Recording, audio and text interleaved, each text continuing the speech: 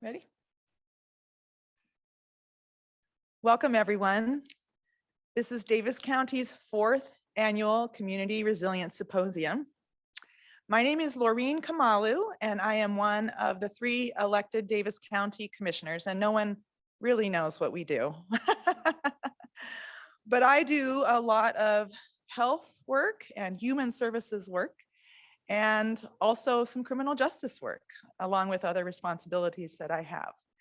I came into office in January of 2019, and this Community Resilience Symposium had been planned and prepared before I came into office, but I got to MC the very first one, and now this is number 4.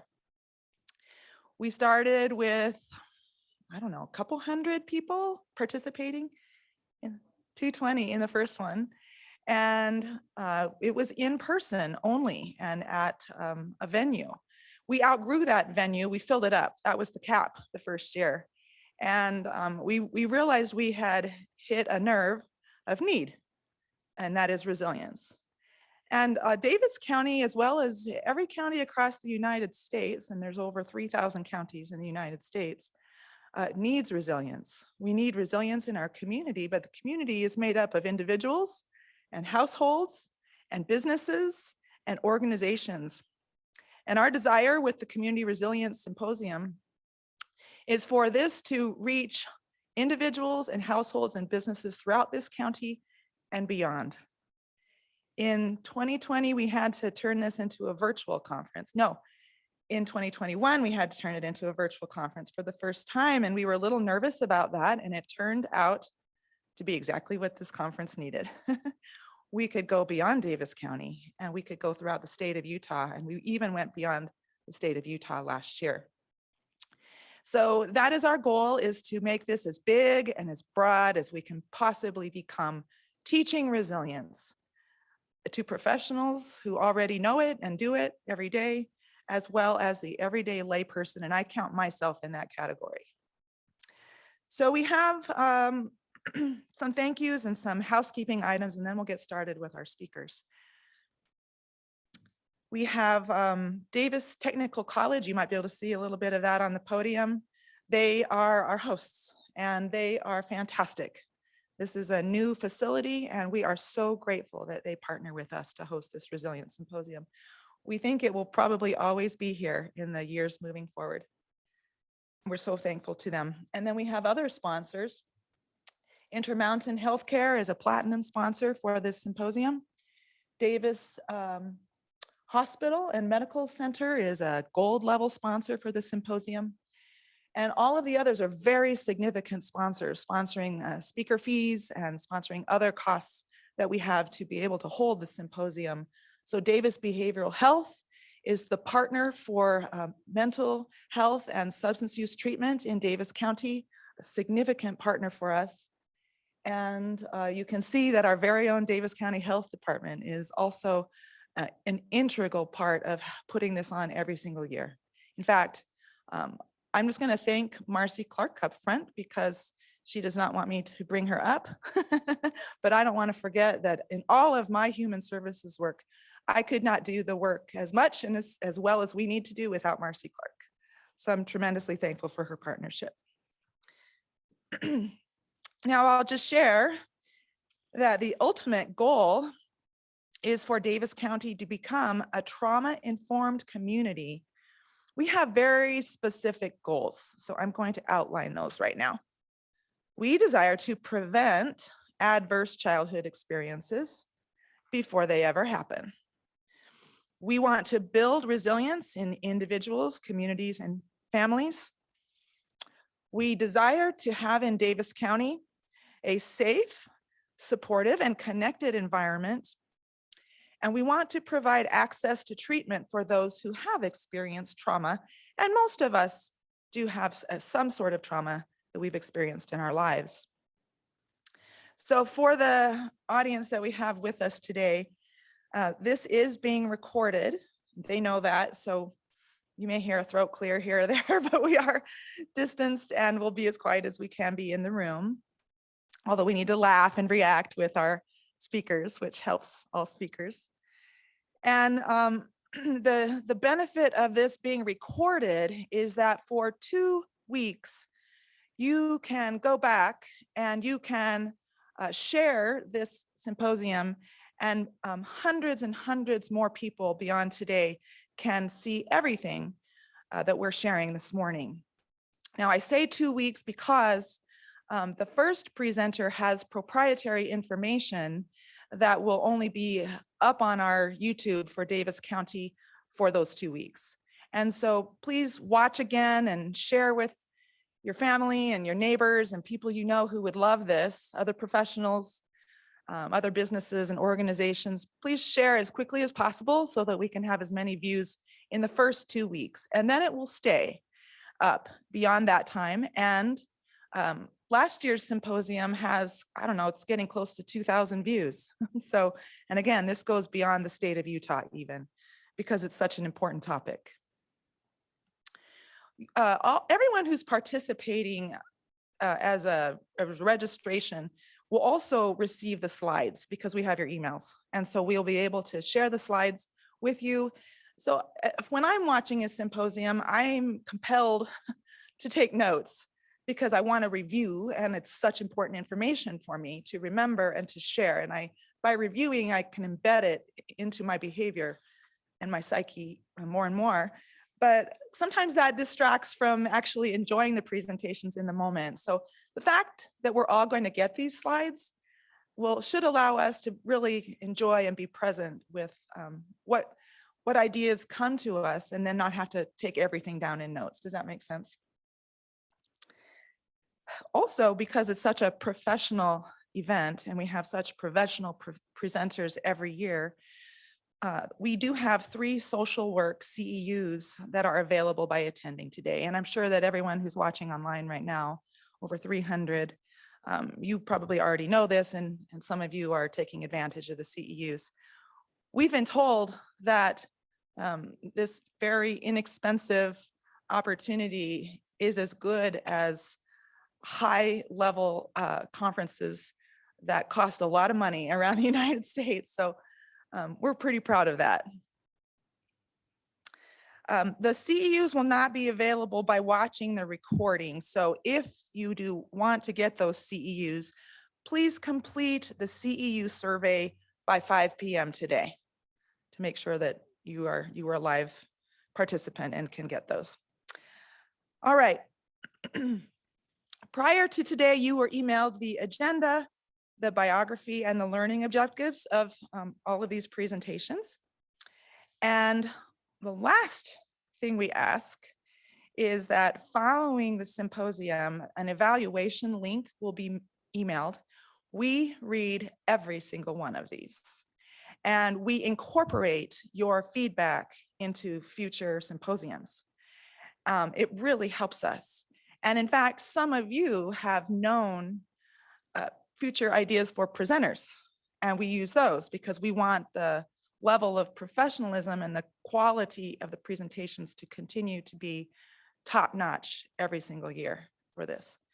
So we look forward to reading your input. Wow, I'm ahead of schedule. That's amazing, isn't it? Yes. So I'm going to move into right now. I could actually take about 30 minutes with introducing the first presenter, but I won't. So Lexi Kite is our first presenter on body image resilience. It just so happens that as just a layperson in the Davis County community, I went to a symposium that interested me years ago on a related topic, and it was in our capital city of Salt Lake City. We're right now located north of Salt Lake City in Davis County. And I happened upon a little booth in the foyer area, and it was these twins.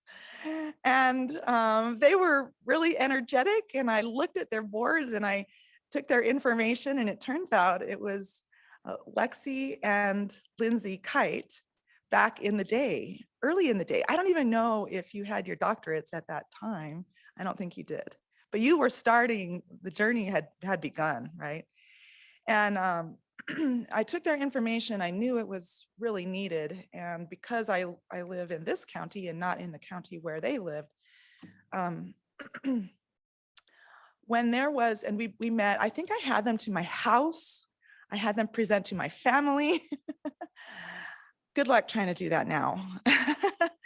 But then when the high school here in our city needed their presentation for Purple Ribbon Week or something, and they had a conflict, they asked if I would take their presentation boards and be the person there to answer questions. And I remember doing that.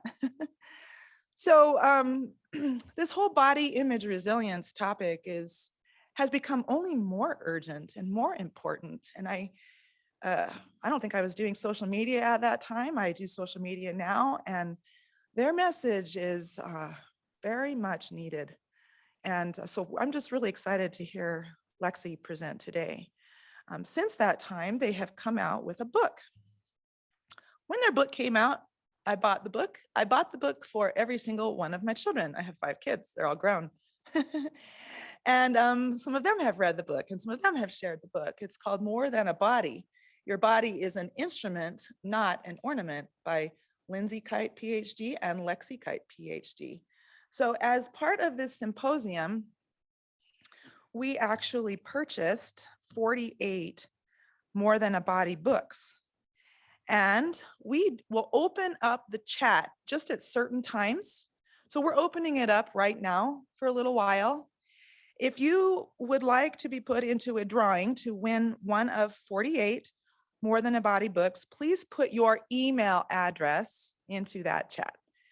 And you'll be notified that you're a winner and will be mailed the book.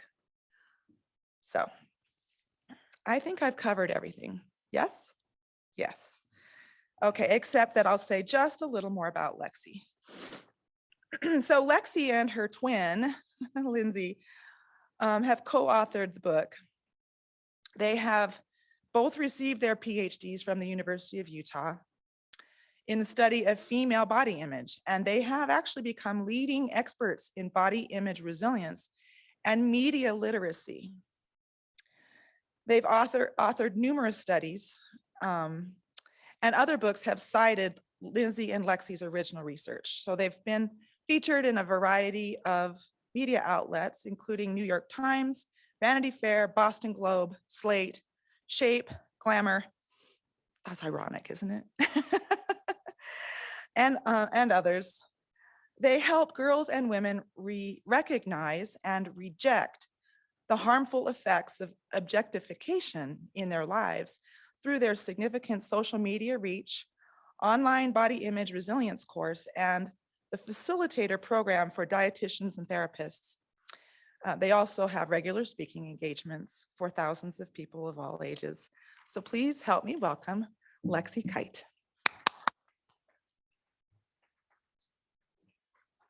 Thank you so much.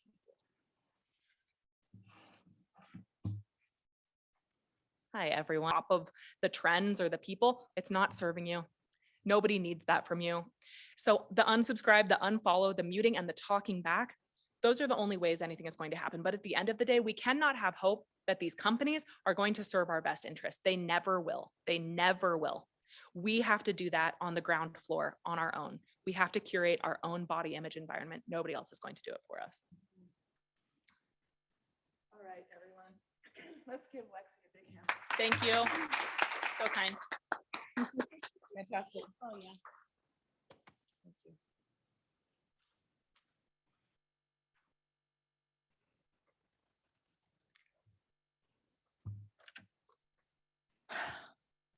For everyone who's online, which is a few hundred,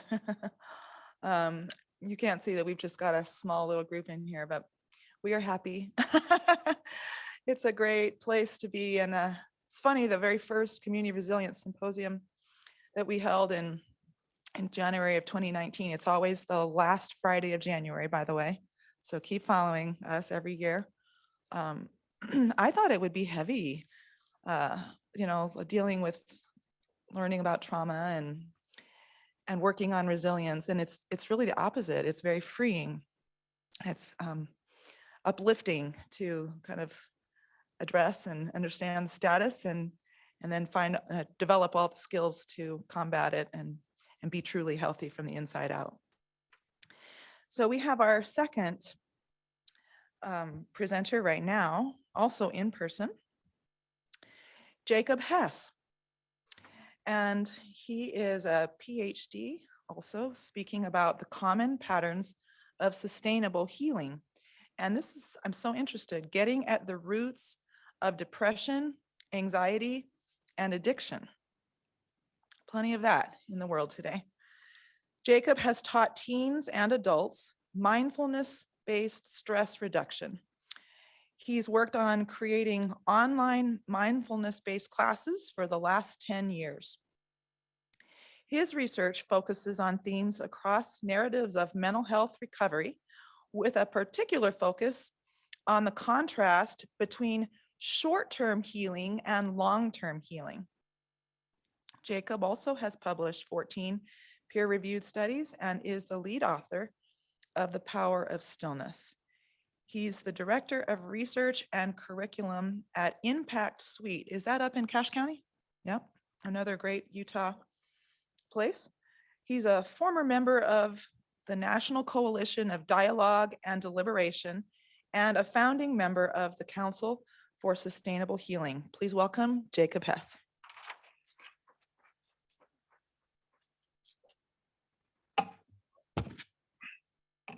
Thank you, Commissioner. And thank you, Lexi. I have a dear loved one who passed away from anorexia a number of years ago. And I was very moved by what you said, especially the positive vision of it all. We just showed our boys the Martin Luther King speech a few weeks ago, where he has this dream, this beautiful vision, right? Instead of just fighting against, he's like, and I feel that way about your work. Like she's standing before us saying, imagine if everyone rediscovered their real beauty.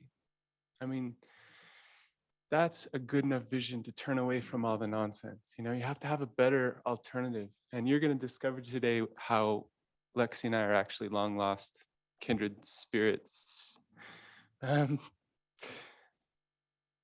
In a minute, but before I go into it, I also want to say this college is really a special place to me. My grandpa raised his family in Kaysville, taught auto shop and metal trades at Davis High for 20 years. And then he became the director of vocational education for the district and was here when this college started and just gave his heart and life over the years for this. And he's one of my heroes. So I just want to dedicate my remarks to him today. So this clicker thing. All right. I'm starting off with a game. How many here have played SimCity? All right. So in SimCity, you are king or queen of your own world. You get to decide the conditions for your society, and you get to kind of throw your weight around and decide what kind of food they're gonna eat, etc. Well, we're gonna play a game today. SimCity Psychology Edition. It's actually Dark Lord Psychology Edition, because your assignment is to come up with a society that maximizes depression, anxiety, addiction, and let's throw in eating disorders, right? What would you do to create a society where you get as many people as possible to struggle and suffer for as long as you possibly can with depression, with anxiety, maybe with attention problems, with addictions, with hating their bodies? We could go through that, and it's kind of a fun thing to try sometime, and just like let your imagination run wild and have people come up with answers. And invariably at the end of the game, people start to say, wait a minute, some of this crazy stuff we're coming up with, it feels familiar.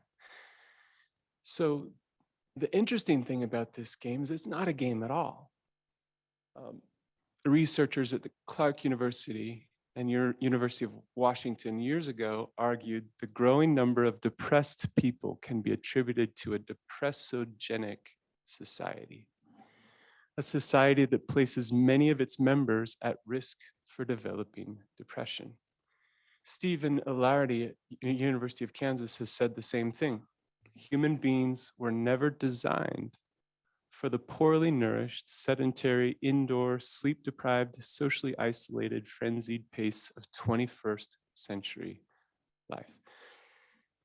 Returning to Lexi for a moment, in the middle of my sister-in-law's eating disorder, I remember coming across a study of like upwards of 90% of women in one of the an international survey. Women were saying they just hate their bodies. And then I was looking at how my sister's experience, how she was being treated as just a sick person, right? You just have a problem. And that's the distinction I'd like to start off with here. A difference between seeing afflicted people as just, you just must have one of those brain problems. Your brain must be just deficient, or you're just sick. Versus considering all the conditions around us that, according to the best medical research, set us up for struggling. When you start to look at all the risk factor research, all the many things that have been confirmed to contribute, I sometimes wonder like how anybody could not be depressed. Like, look at all the different things coming at us, right? We're not addicted.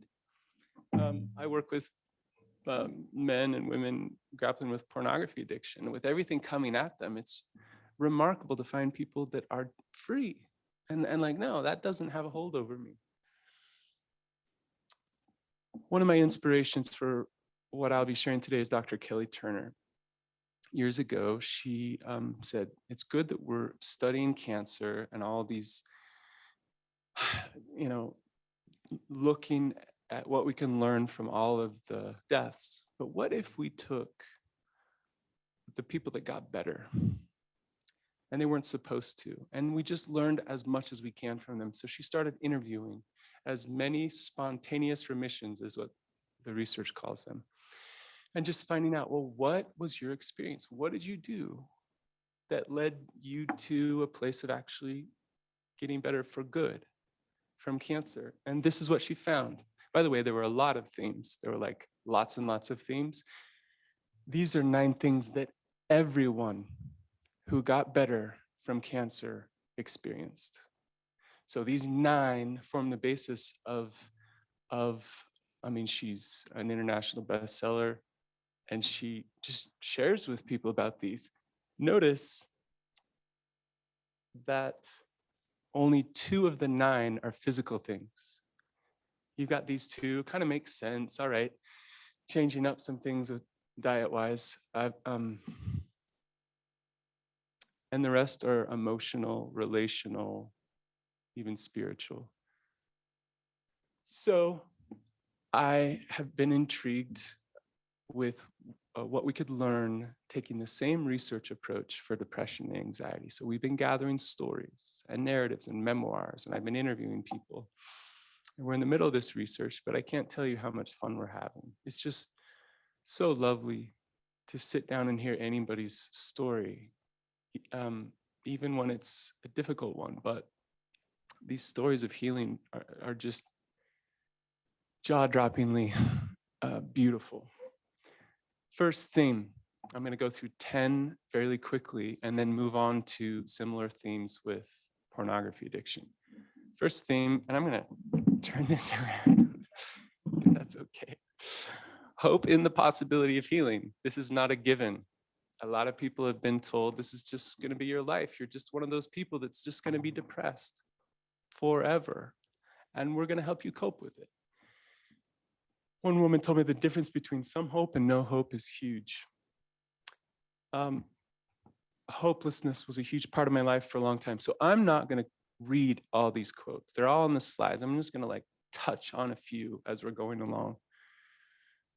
I asked a woman I interviewed, do you ever talk about getting better from depression? She said, I don't think that's possible. I want it, but I don't.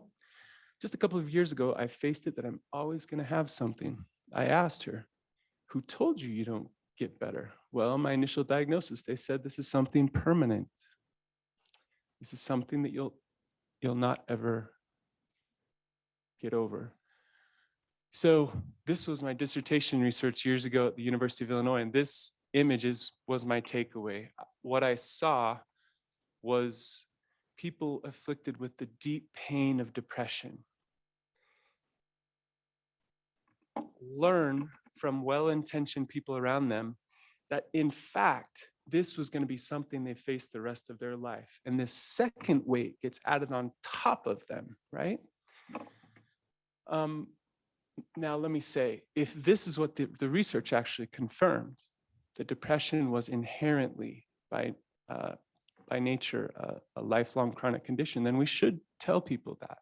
But as you will see, the best research is much more encouraging and hopeful.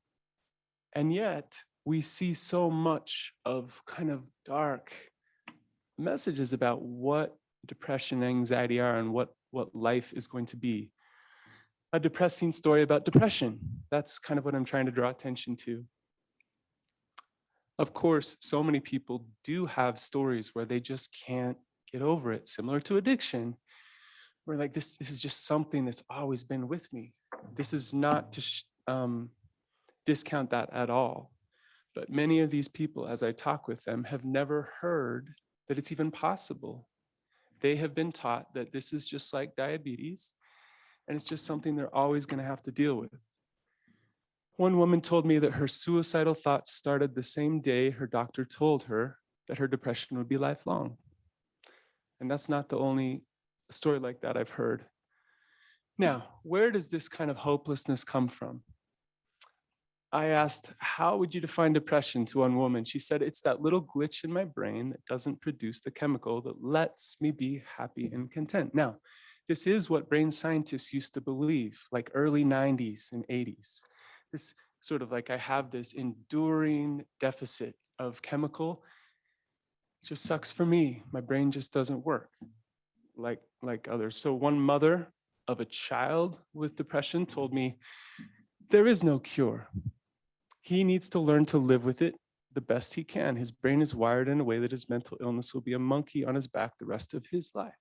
Now, you know, if you're growing up with a mom that believes that, you can understand that it would kind of shape your trajectory and as a child.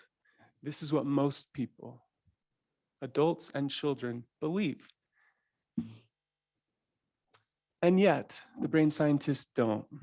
This is from Gary Marcus, a writer. The structure of the brain is exquisitely sensitive to experience. Nature has been very clever, endowing us with machinery not only so fantastic that it can organize itself, but also so supple that it can refine and retune itself every day of our lives. Learning the language, CBT, meditation, all change the brain. So does abuse and trauma. It's also the case that our genes can turn on and off depending on what we do. Nobel Prize winning geneticist Barbara McClintock calls this the fluid genome. So even that story about our genes, and it's just, my mom was this way and I'm going to be this way. New genetic research is much more optimistic. That's a cancer study, by the way. So depending on how you live, you know, your cancer vulnerability changes. And this is a book I want everybody to know about. The prevailing theory among biological researchers of what's going on in the body with depression is it's connected to inflammation, which is really an optimistic message. You know, when you get sick, the flu, you just know, okay, my body's inflamed. I need to calm down. I need to like take some time off from work, rest more. And I was on the phone yesterday with a pregnant mother who's been throwing up for 28 weeks, and she's starting to feel dark thoughts, suicidal thoughts. And she's being told, well, you better, you know, you better do something to make this go away. This is an emergency. And I was telling her, no, maybe your body's just signaling something to you. Maybe you need to kind of make some adjustments. And in Scandinavian countries during the dark months, they overcompensate for all of like the intense things happening around by getting really good slippers and blankets and teas. And they have this hygge thing, right? So I would love to see us treat moments of mental health crisis with a similar kind of hope that if we take care of ourselves and we do all those things that mom used to tell us when we were sick, that actually people can get through moments. That's how we used to talk about depression and anxiety. Our hospitals didn't used to be filled with people facing this because we were like, this is an episodic thing. Somebody has gone through something. Let's provide some extra support. Let's do some extra self-care and flood the body with additional nutrients. Let's get more sun, double the amount of sun. Let's move the body around. Take into your brain and heart anything that lifts you up. This is what I told this woman 2 days ago, actually. And I checked in with her last night and she's starting to feel a little better. She had heard from a professional that this won't go away unless you start a treatment to make it go away. What I'm sharing today is research that opens up more options for people. Let's just put it that way.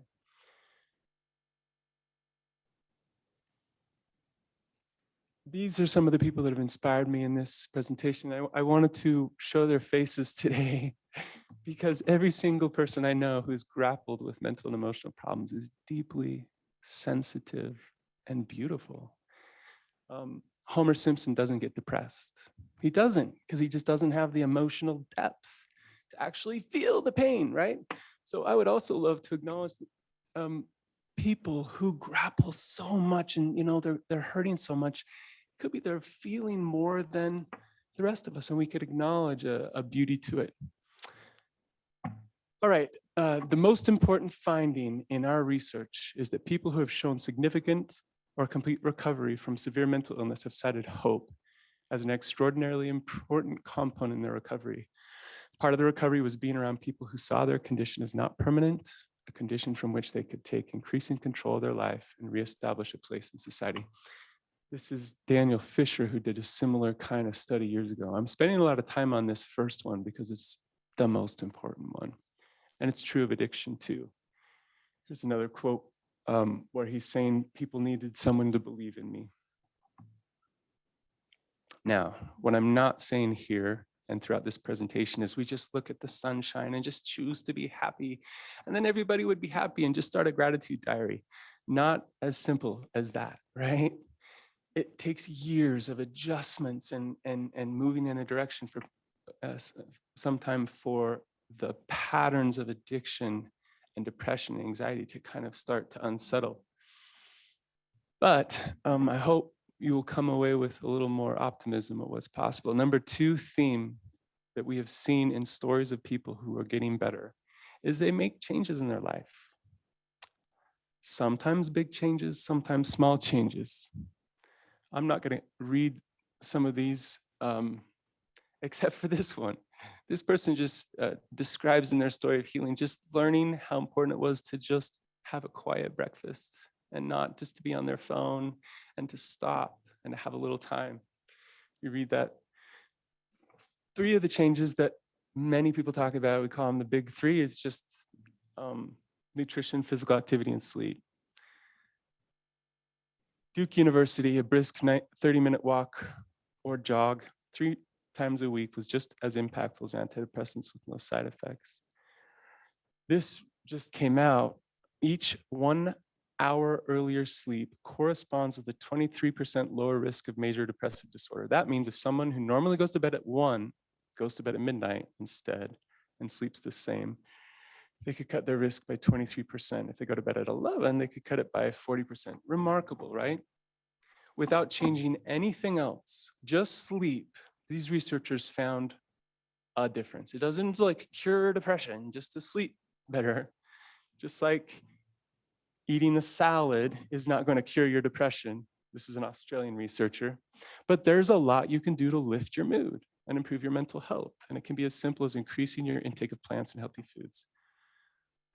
So her study, they found that if you only change one thing, let's keep everything else the same and just adjust the diet, they found a certain improvement, right? Again, none of these things is the solution. Just like there is no the cause, there's hundreds of factors that the research has shown to influence our mental health and our vulnerability to addiction. That's not bad news. It's actually good news because it suggests there's a lot of things we can tinker with and adjust and experiment with and say, yeah, I notice that I'm getting outside more. And yeah, that lifts me a little bit, right? The other big three, we talk a lot about physical diet and exercise, but what do we take into our minds? All the stuff that Lexi was talking about. What is our diet emotionally? I interviewed a man who told me I was aware of all the mental and emotional content that was like sludge in my body. And I started to be more choosy about what I watched on TV, what kind of books I read, who I hung out with, because I had a really clear sense of how it was affecting me. And my relationships changed. My relationship with literature changed. The way I interacted with media, internet, things like changed a lot. Now listen to this. And that influenced my sleep. And I started to rest more. And I realized I felt really good when I exercised. I realized that as I was more comfortable in my body, I noticed what foods made me feel good, what foods made me feel sick. And so I talk about my story in terms of this domino effect that started with this tiny bit of awareness. It started with being still and taking account what was going on. This awareness then shone into different parts of my life, and I just knew what needed to be changed. I wanted to highlight his story because the virtuous cycle that starts to cascade is at the core of what we have found, both with addiction, with depression, and anxiety. It's at the core of what happens for people who find themselves in a really good place. And I'm talking about sustainable healing. I'm not talking about like I had a few good weeks and then I'm back. I'm talking about this is behind me. I still have some moments, but this isn't something that just tears me apart anymore. Alex Korb is a neuroscientist, and if you want a book that summarizes the brain science, demonstrating how these small life changes can ripple into, he calls them upward spirals. This is one of the most encouraging, lovely books written for a lay audience. He says in the book, simply expressing gratitude activates serotonin production, which improves your mood and allows you to overcome bad habits, giving you more to be grateful for. Any change, tiny change, can be just the push your brain needs to start spiraling upward. So notice he's not saying gratitude journals are the key to healing. He's saying this as one of like 1,000 examples. Some people might find gratitude moves them in this direction. Others might find just starting this. But the encouraging thing is everybody might have a different kind of journey there, but you start the snowball rolling and then it just kind of picks up momentum in a positive way. So it's really encouraging to see the knot can start to unravel. Everything is interconnected. Gratitude improves sleep, sleep reduces pain, reduced pain improves your mood, improved mood reduces anxiety, which improves focus and planning, etc. You can see how it works. Now, some changes are not as easy as others. We've all heard jaw-dropping stories of trauma, right? And I love that Davis County has a focus on trauma-oriented healing, because if we ignore the residual effects of things we've been through and we do all this other stuff, in my experience, that unresolved, unacknowledged stuff in the past can haunt people and kind of hold back the kind of healing that they want. I just finished Bessel van der Kolk's Body That Keeps the Score, and it was almost a sacred experience to read about his work over many years, helping people with trauma, healing from trauma. Eleanor Longden, who experienced terrifying trauma, she has a TED Talk called The Voices in My Head. She says, rather than trying to figure out what's wrong with people, we need to focus more on what has happened to people. And I believe this so strongly.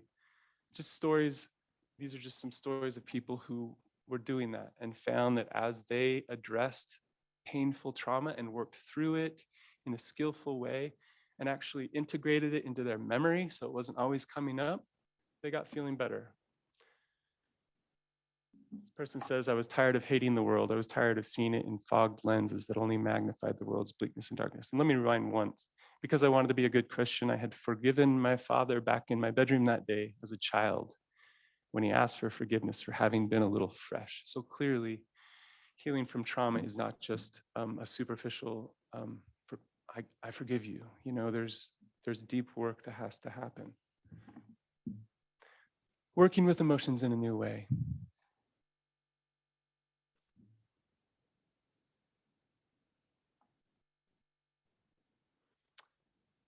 So I'm just going to summarize working with emotions and working with thoughts by saying this is what we teach people in mindfulness classes. When distressing thoughts and feelings come up, to relate to them not like reality, like this is a reflection of me or my identity, but it's just mental content that's coming through.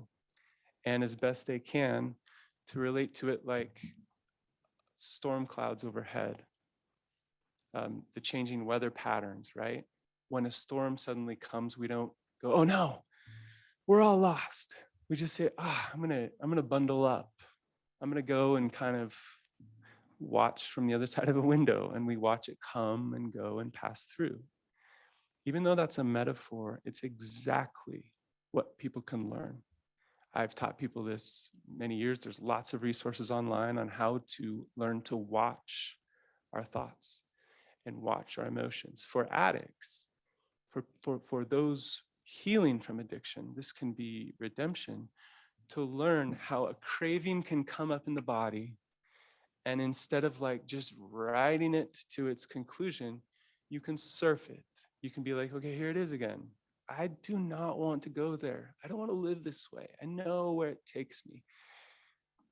And you can learn to watch it and observe the craving come, rise, and pass away and be gone. And then you don't want it, right? There's some research that suggests a craving on average lasts 20 minutes if you're not fighting it, if you're not like obsessing about it. And what people often do is like, oh no, here it is, the craving to eat that or to watch that or to like, snort that. And like those superhero movies where you fight against the bad guy and he gets stronger, the resistance to cravings can sometimes just make them stronger. So it's more of a Zen martial arts way of being vigilant and watching them, but not going into hand-to-hand combat with either the cravings, and that also applies to anger, it applies to anxiety, it applies to depression. It's very common for people who have panic to panic about the panic. And they're like, oh no, it's here, right? When the panic arises. But if they can learn to say, okay, here it is. One of my mentors was on the Golden Gate Bridge on the way home from a meditation retreat, and a panic attack hit right on the Golden Gate Bridge. And she's like, oh, all right, I'm gonna do what I practiced all week at this meditation retreat. And she just started to like feel her breath. Okay, and notice the sensations in her body. And she describes how the panic came up, rose up like a wave, crested, and passed away. And what was most interesting is this was the first time after years of struggling with panic and anxiety that she had experienced that, because she didn't know how to work with that before. So this is very encouraging for people to learn that there is a way, and it's teachable, it's trainable. Anybody can learn this. It's hard work. It's not like some simple psychological trick, but a way to work with intense emotion or distressing thoughts in a way that we can let them come through us and pass away. It works with anger too, by the way. My sweetheart, I tease her. She gets mad and then gets mad at herself for being mad, if you know what I'm talking about. And there's a way to just feel the anger, notice it rise up, and then pass away. So there's some quotes in there about how to do it. There's lots of resources. Moving on, nourishing community and social support. No surprise, right? Being surrounded by people that witness what we're going through, that are supportive. They're not just trying to fix us. Hugely, hugely healing. Now, right now, there is such a wait list for therapists that we've been talking more and more with people about creating their own support systems by finding people they trust that they can actually talk with, they can be vulnerable with, and reaching out to them.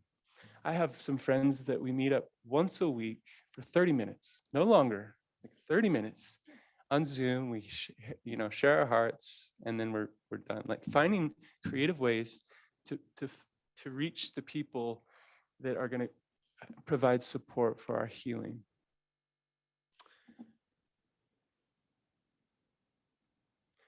And pets too. Dog medicine is a great example of this. One person described how their depression got lighter and lighter the more they connected with ancestors that they never met. So even the sense of connection with our people, our kin, can be emotionally lifting. Now, a deeper sense of purpose, meaning, God, and identity. Of all the themes that we've found so far, and this is still like we're in the middle of this project, this is the one that surprised me the most. How many people described experiences where they came to see themselves differently? A lot of what Lexi was talking about. Experiences where they felt they weren't alone in the universe. One person said,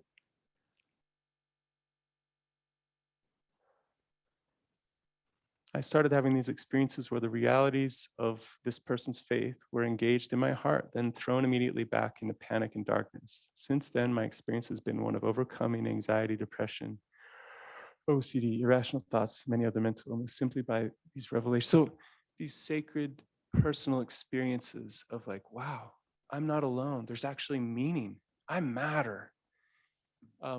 Show up all the time in these stories. That's what's been surprising. It's not just like, oh, those religious people had these. Like, in the people who are sane, they found healing. They often have experiences, different faiths. They're not all Christian, but different experiences of like feeling, wow, I matter.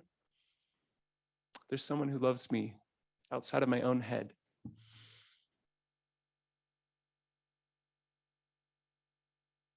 This woman said, I prayed, please help me. She was down on her hands and knees in a ball. I felt completely encompassed by this warm, tingly presence. You can read these in the slides. But it was a beautiful, beautiful thing. I knew I wasn't alone. There's a group called Emotions Anonymous, many people are not aware of. They're former members of AA that decided to apply the 12 steps to their emotions that were just overcoming them. I have facilitated EA meetings, and it's a really beautiful process you can check out as an application of this. As people have transcendent experiences, they inevitably see their identity differently, discovering who they really are. Number 10 theme, less dependence and more freedom. It's pretty hard to feel joy and hope when you feel like you're a slave to something, anything, right?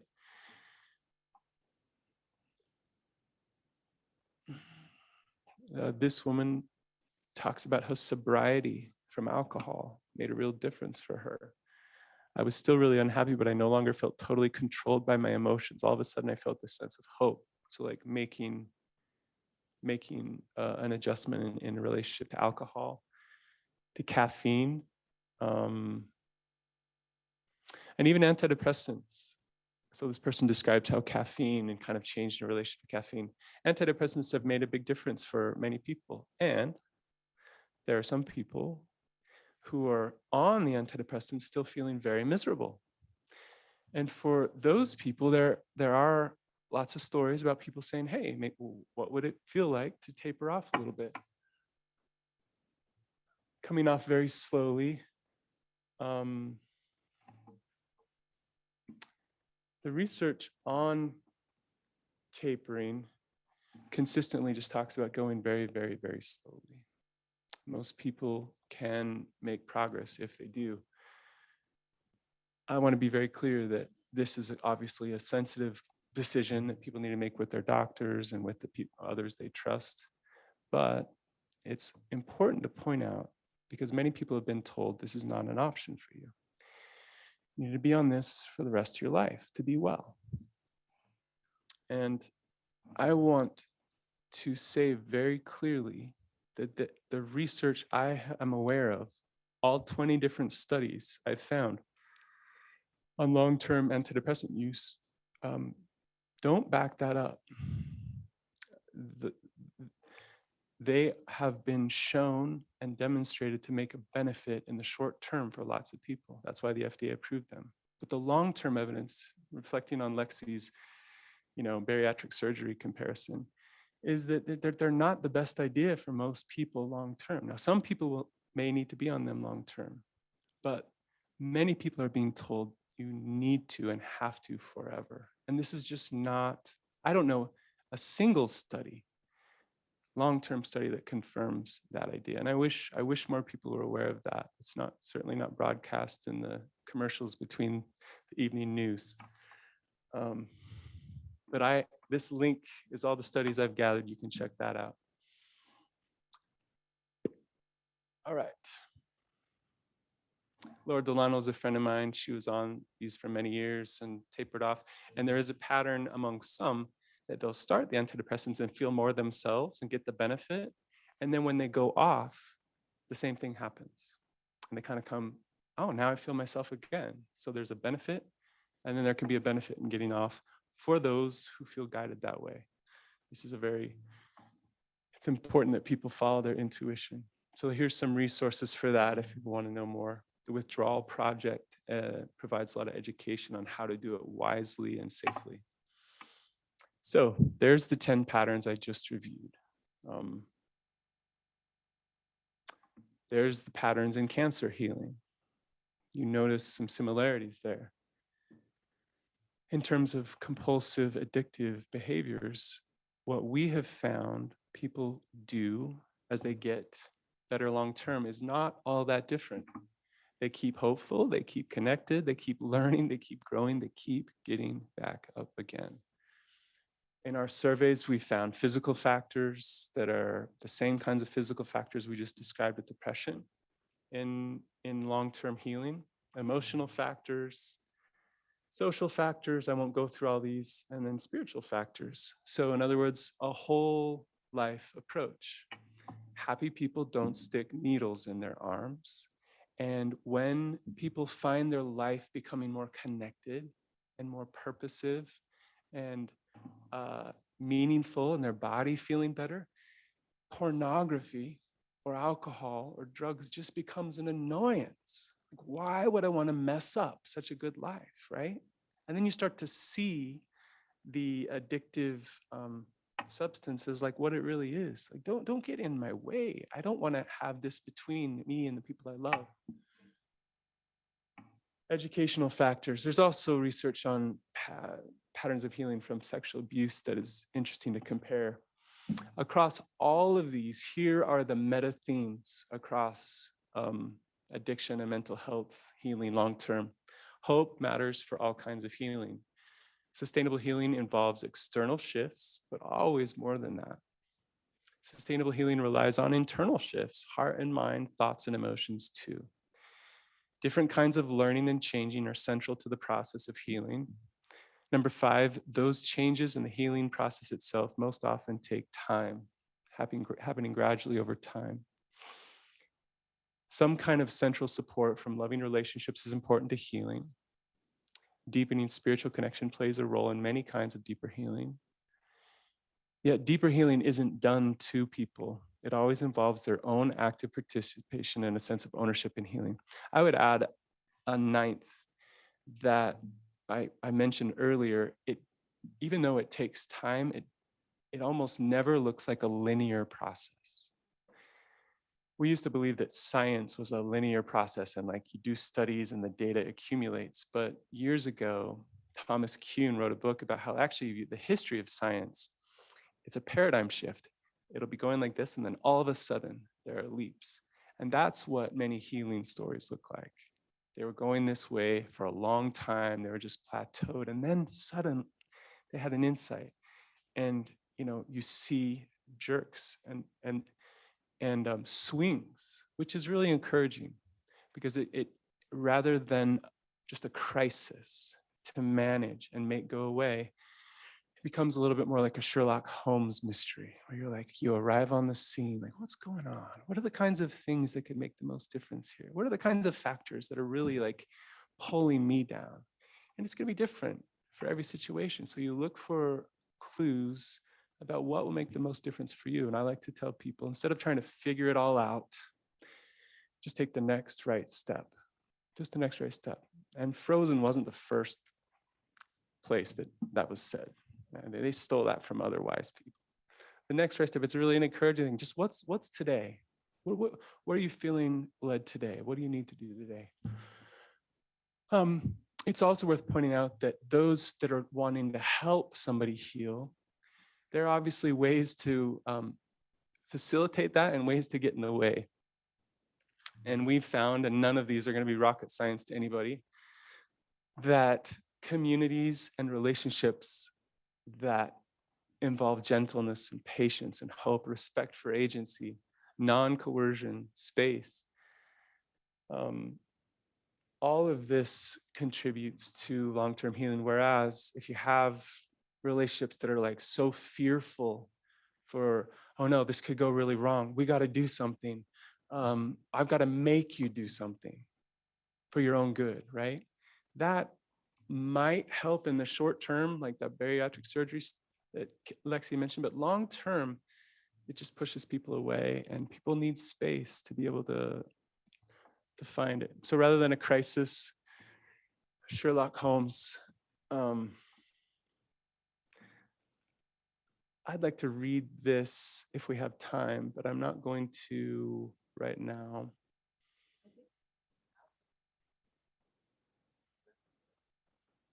Okay, so to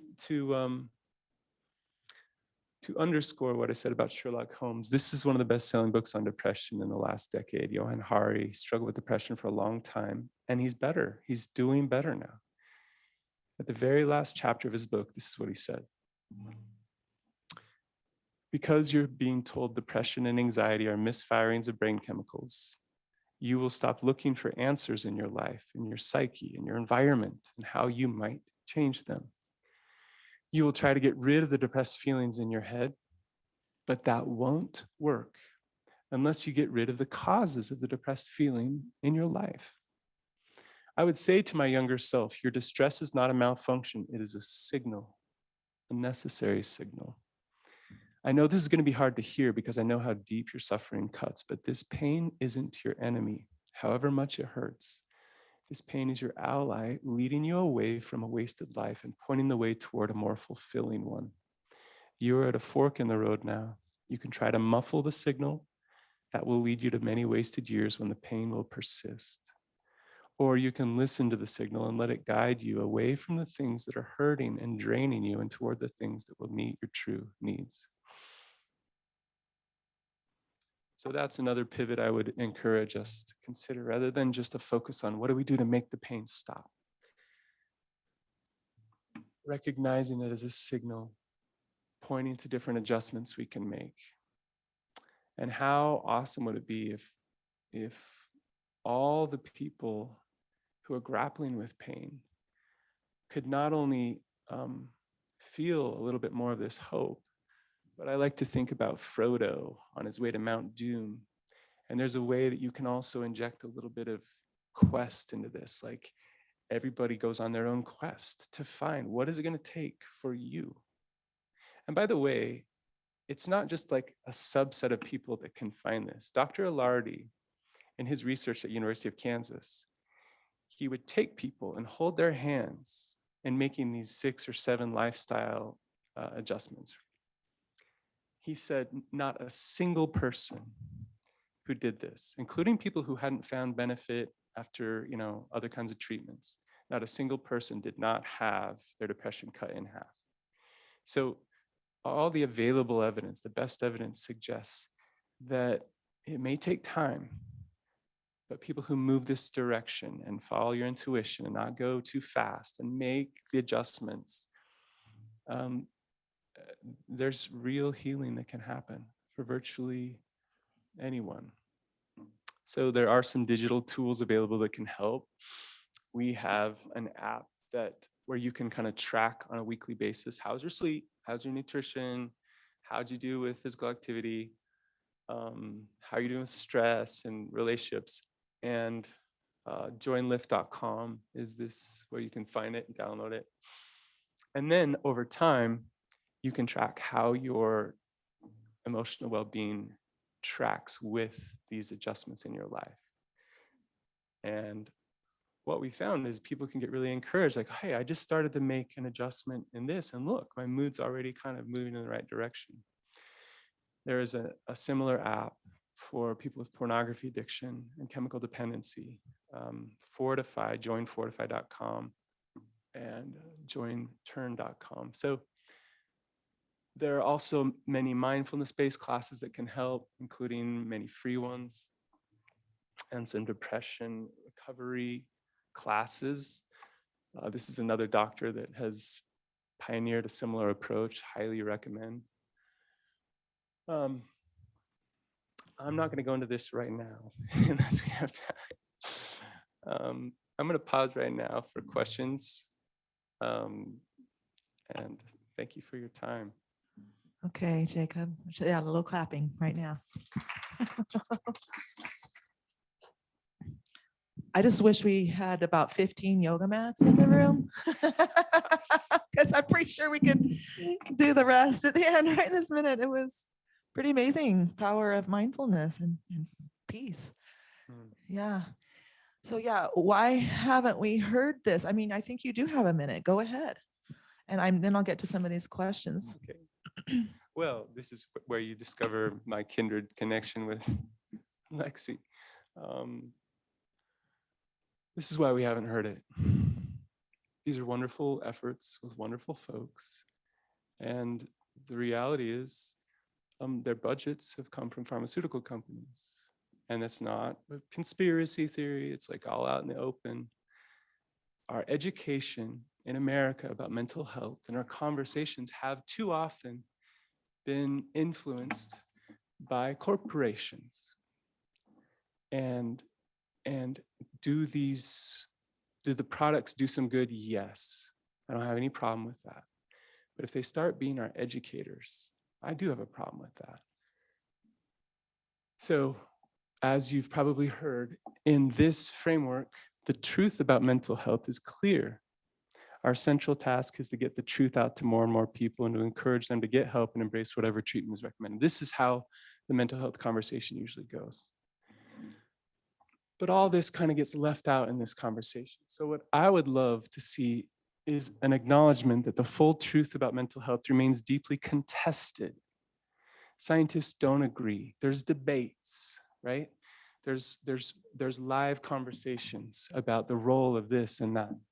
And our central task is to foster a public conversation where competing voices can be heard and more truth pursued, so that families struggling can make treatment decisions at the very least informed by hearing all perspectives.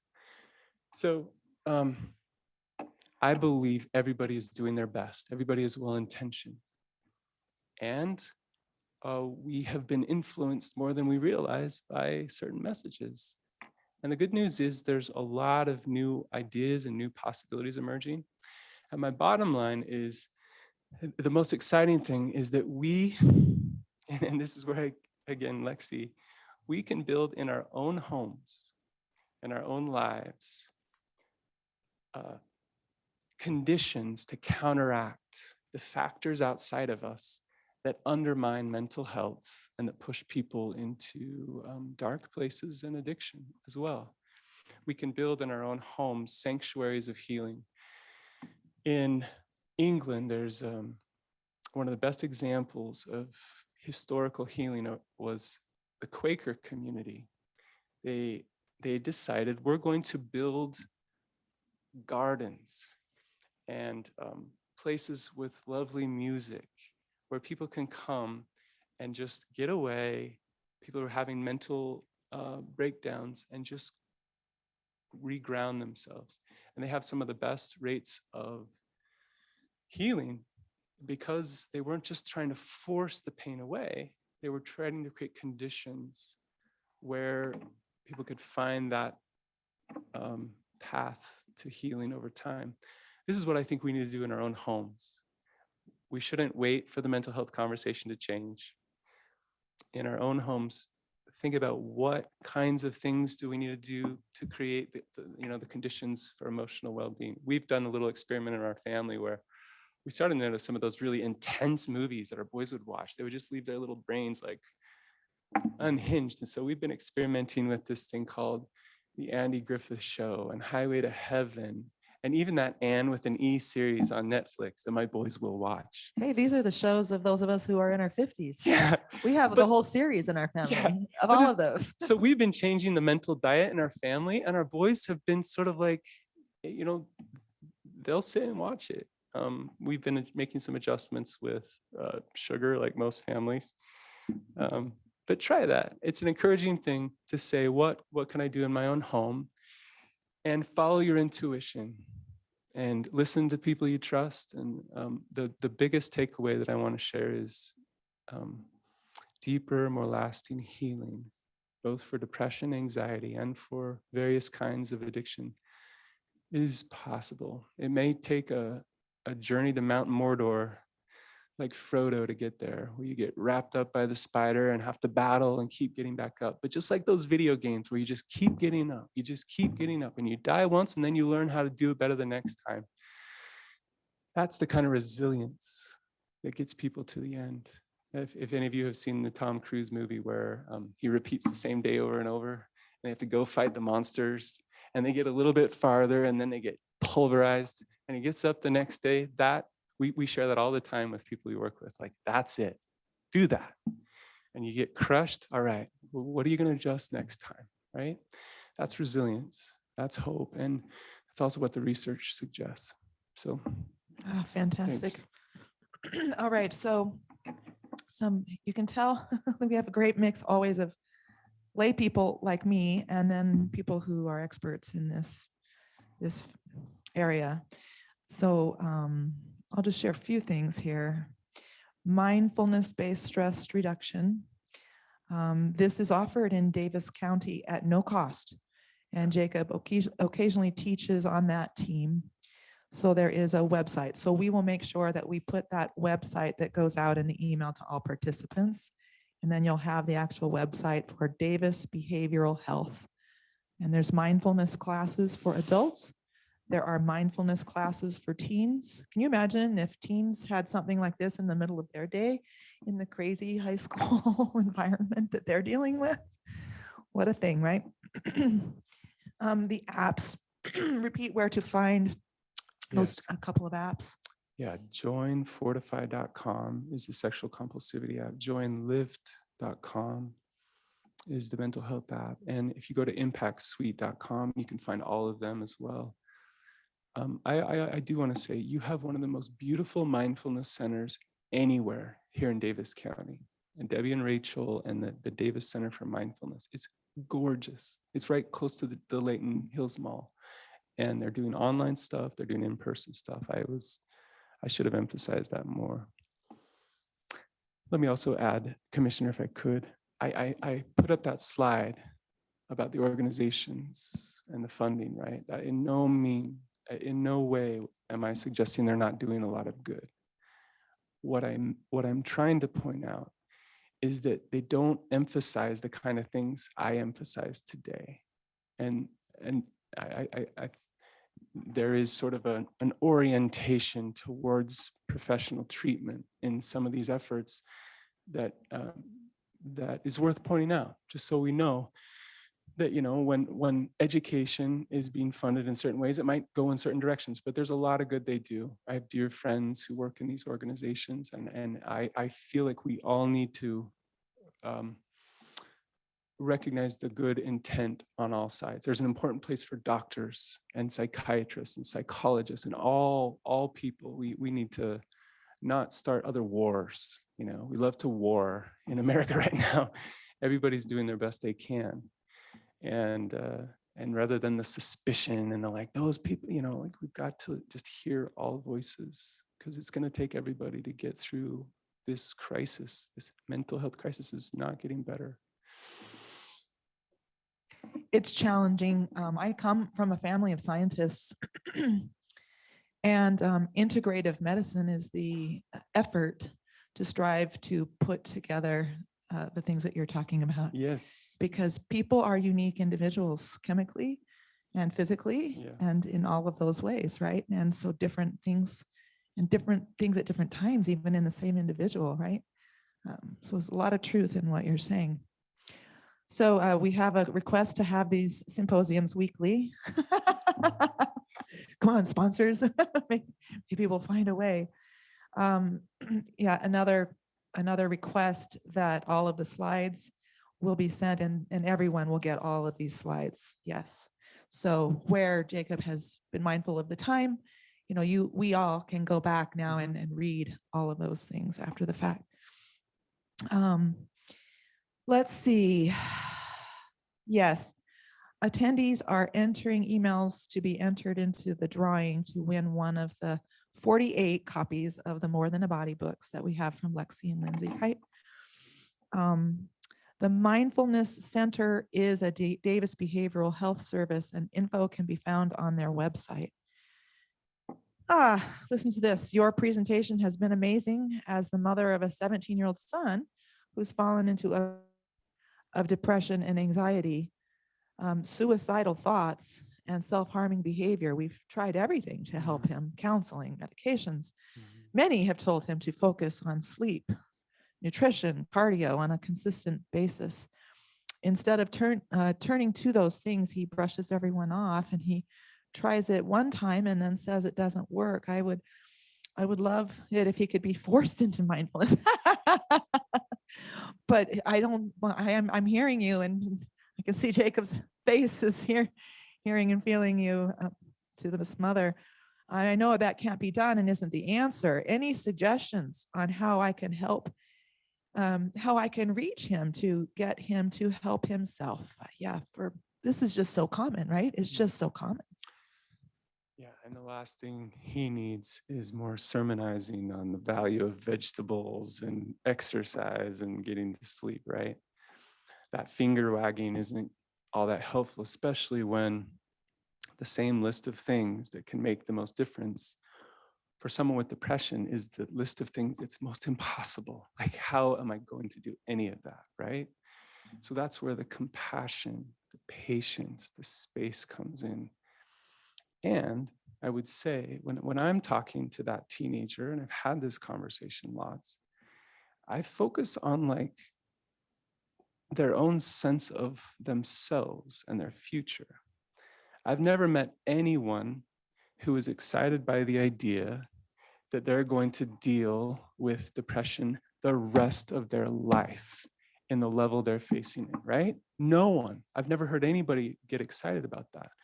But when they hear some of the reality that actually, depending on what you do today and tomorrow and this and that, and you know, follow your intuition, it's possible to move in a direction of deeper healing. Notice I didn't say to be healed, to be cured. I don't want to draw this line. I want to say like, just move in that direction. And for some, it's going to be slower. For some others, it's going to be faster, you know, and let's move in that direction, being gentle with each other. In the University of Michigan, there's a program for domestic violence where they assign women in domestic violence situations an advocate. And the job of the advocate is to help the woman do what she's ready to do. Instead of telling the woman, you need to leave this guy, you need to get out of here, you need to do this. The advocate's job is to just support the person in doing what they're ready to do. That's what I wish we could do with people with like, what are you ready to do? I'm going to help you do that. What is the teenager ready to do? I worked with one teen. He's like, I'm not going to change my diet, but I get outside and just get a little bit more sun. And so he did that for 2 weeks. And then I came back and he's like, oh, maybe I can like look at my diet. And so I said, okay, eat whatever you want, but just notice how it makes you feel. I came back 2 weeks later and he was mad at me because he found out that Doritos, the kind that look like they've been through a nuclear attack, you know, the fluorescent kind, bummed him out emotionally. And he was learning for himself, not because I preached to him. And then he started having this. You start to make one change, then another, and then you learn for yourself. You don't need any more preaching. You can just kind of go on that journey. Thank you, everybody. I need Jacob, thank you so done. much.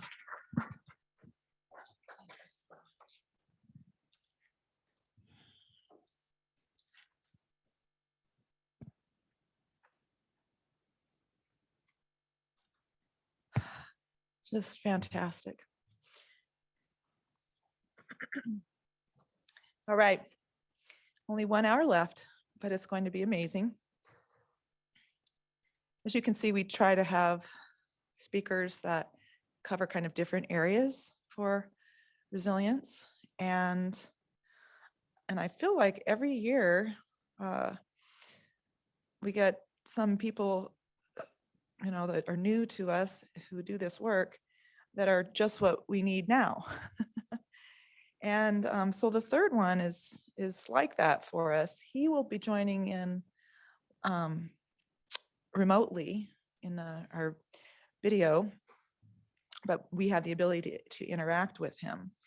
And this is Matthew Portell, who has a master's in education, speaking from, let's see, Tennessee, right?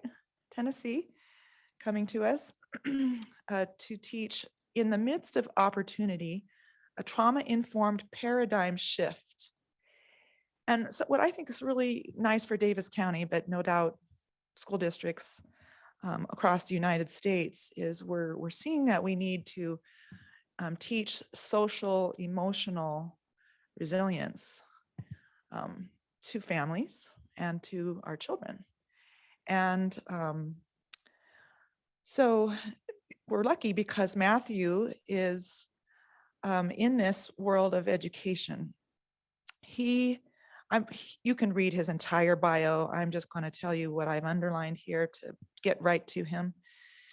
But he is in his 7th year as principal of Fall Hamilton Elementary, internationally recognized for innovative model school for trauma-informed practices in the Metro Nashville Public Schools.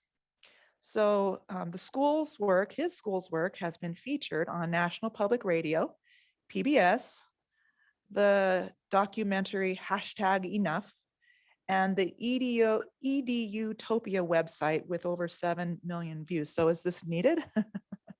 It's really needed. He says his highlight of speaking opportunities occurred in February 2020.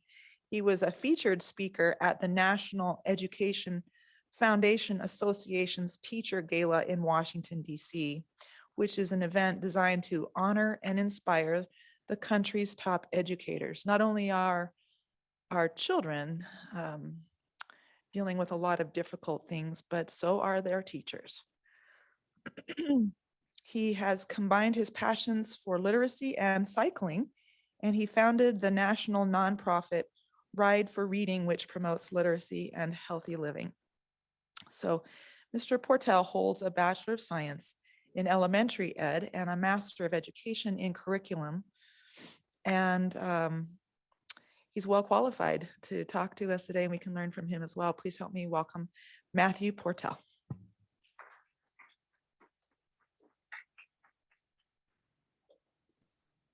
Hello, everyone. I hope you can see me as I am coming to you here from Nashville. I am going to share my screen very quickly. And I must say, Dr. Hess, thank you for your message. I got to log on about 30 minutes early. And to hear what you were sharing, I think inspires and motivates me in a lot of ways. And I hope to share why here in just a moment. So I'm going to jump right in, and I'm going to start sharing my screen with you so you all can we can engage together today. So sorry, I revealed my first slide, but I am so glad to be here with you all for a couple reasons. You're probably wondering, why are you in your house and you're not at school and it's a Friday? Well, I'm recovering from COVID. So I hope you all can give me a lot of grace and forgiveness, as there is such thing as a fog, and I've been in it for a few days, but I wouldn't have missed this for anything. So I really appreciate the opportunity to be here. So I start off the picture that you probably already seen, but that I want to show you again. I'm a principal, but I like for people to know a little bit about me, and I share this photo because it is one of the proudest photos I have as a parent. I am a parent of an 11-year-old fifth grader who is amazing. And so, to be honest, for any other reason, I just want to show it because I'm really proud. So just a few months ago, my 11-year-old underwent a extremely rigorous assessment. I love the talk of mindfulness and building kids' capacity around understanding regulation and all of those topics that were just discussed by Dr. Hess. And I think one of the avenues that we found as a family unit for our son is mixed martial arts, understanding how to calm yourself in different situations. So this was his black belt test. And let me tell you how sweet this moment was. This was his second attempt. The first one, he did not pass his black belt assessment. And as a father, in my experience, it just crushed me. But boy, what an experience to be able to guide him through when he had set his goal and he didn't meet it the first time. But as you can see here, there's 4 gentlemen, very intense gentlemen, watching every move he made. And I told him, I said, son, I've experienced a lot of pretty intense things, but I don't know if I've ever experienced anything like this. So just for the sake of being a proud father, and just to let you know, I am a father as well. I'm also a principal, but I'm also very passionate about this work. So let's jump in. I share this with you all because I feel it's important. If you don't have a personal mission statement, whatever field you're in, if you are in community mental health, if you're a social worker, if you're in community organization, if you're an educator, whatever work you're in, I hope you have a personal mission statement, because whatever field you're in right now is challenging. That is just the case. And so I share openly with anyone that I speak to my personal mission statement. And my mission statement is to be my best, so I can motivate, lead, educate, and others to be their best. Now, this changed about, I guess it's been about 8 months ago. It used to just say, my mission is to motivate, lead, educate, and inspire others to be their best. And then I realized that there was a point in which I wasn't my best, and therefore I couldn't provide that conduit. I couldn't be that environmental setter for other people to do what I hope to set out to do. And so I had to change that. I have to be my best so I can motivate, lead, and educate and others to be their best. And so I openly want to share that with you. I also want to tell you, we're going to get into some deep topics, and some of these things might be triggering to some of you. And I want to honor that. I want to let you know that if you need to just step away for a moment and take care of yourself, please do. Because what I'm going to talk to you about is extremely important, and it probably impacts all of us, whether we work with people who have experienced trauma, we've experienced trauma ourselves. But I want to honor you as a person and say that there might be things that I show or say that could be triggering, and I want you to honor you as a person and say if you need to step away, please do. So we're going to really jump in here, and I want to know if you are virtual. I just want you to put it in the chat. I'm going to be asking you to put things in the chat quite a bit at the very beginning as I speak to you, because I want to hear your responses and your thoughts. So what comes to mind when you hear the word that I'm about to put up? All right, here we go. Just throw those responses in the chat box. If you're live there at Davis Technical College, you can tell somebody next to you. If it's a small group, please feel free to share that. So I see all kinds of things coming in. Constant, better, pain, scary, hard, outside of comfort zone, improvement. I mean, that work invokes a lot of single word emotions: hope, attitude, growth. I mean, all kinds of words, right? So keep those coming because I want to follow those through. And I just want you to watch a very quick little clip of a video.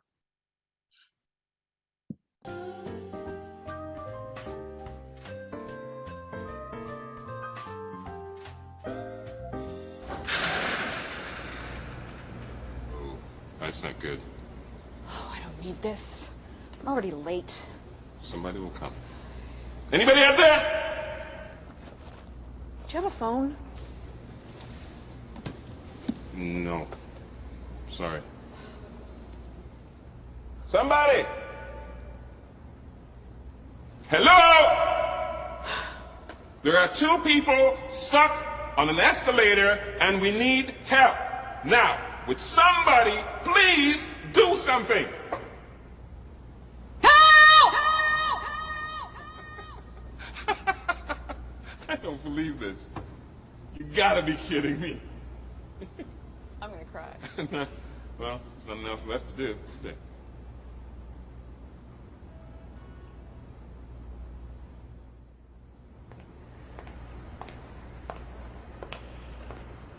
Hello?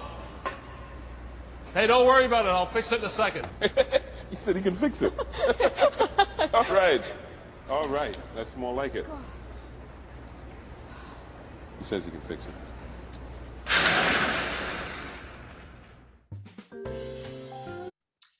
You all, I have no better analogy for education as a large picture than this, right? When I tell you change sometimes is right in front of us. Opportunity is right in front of us. Matter of fact, it's not just education, it's life in general.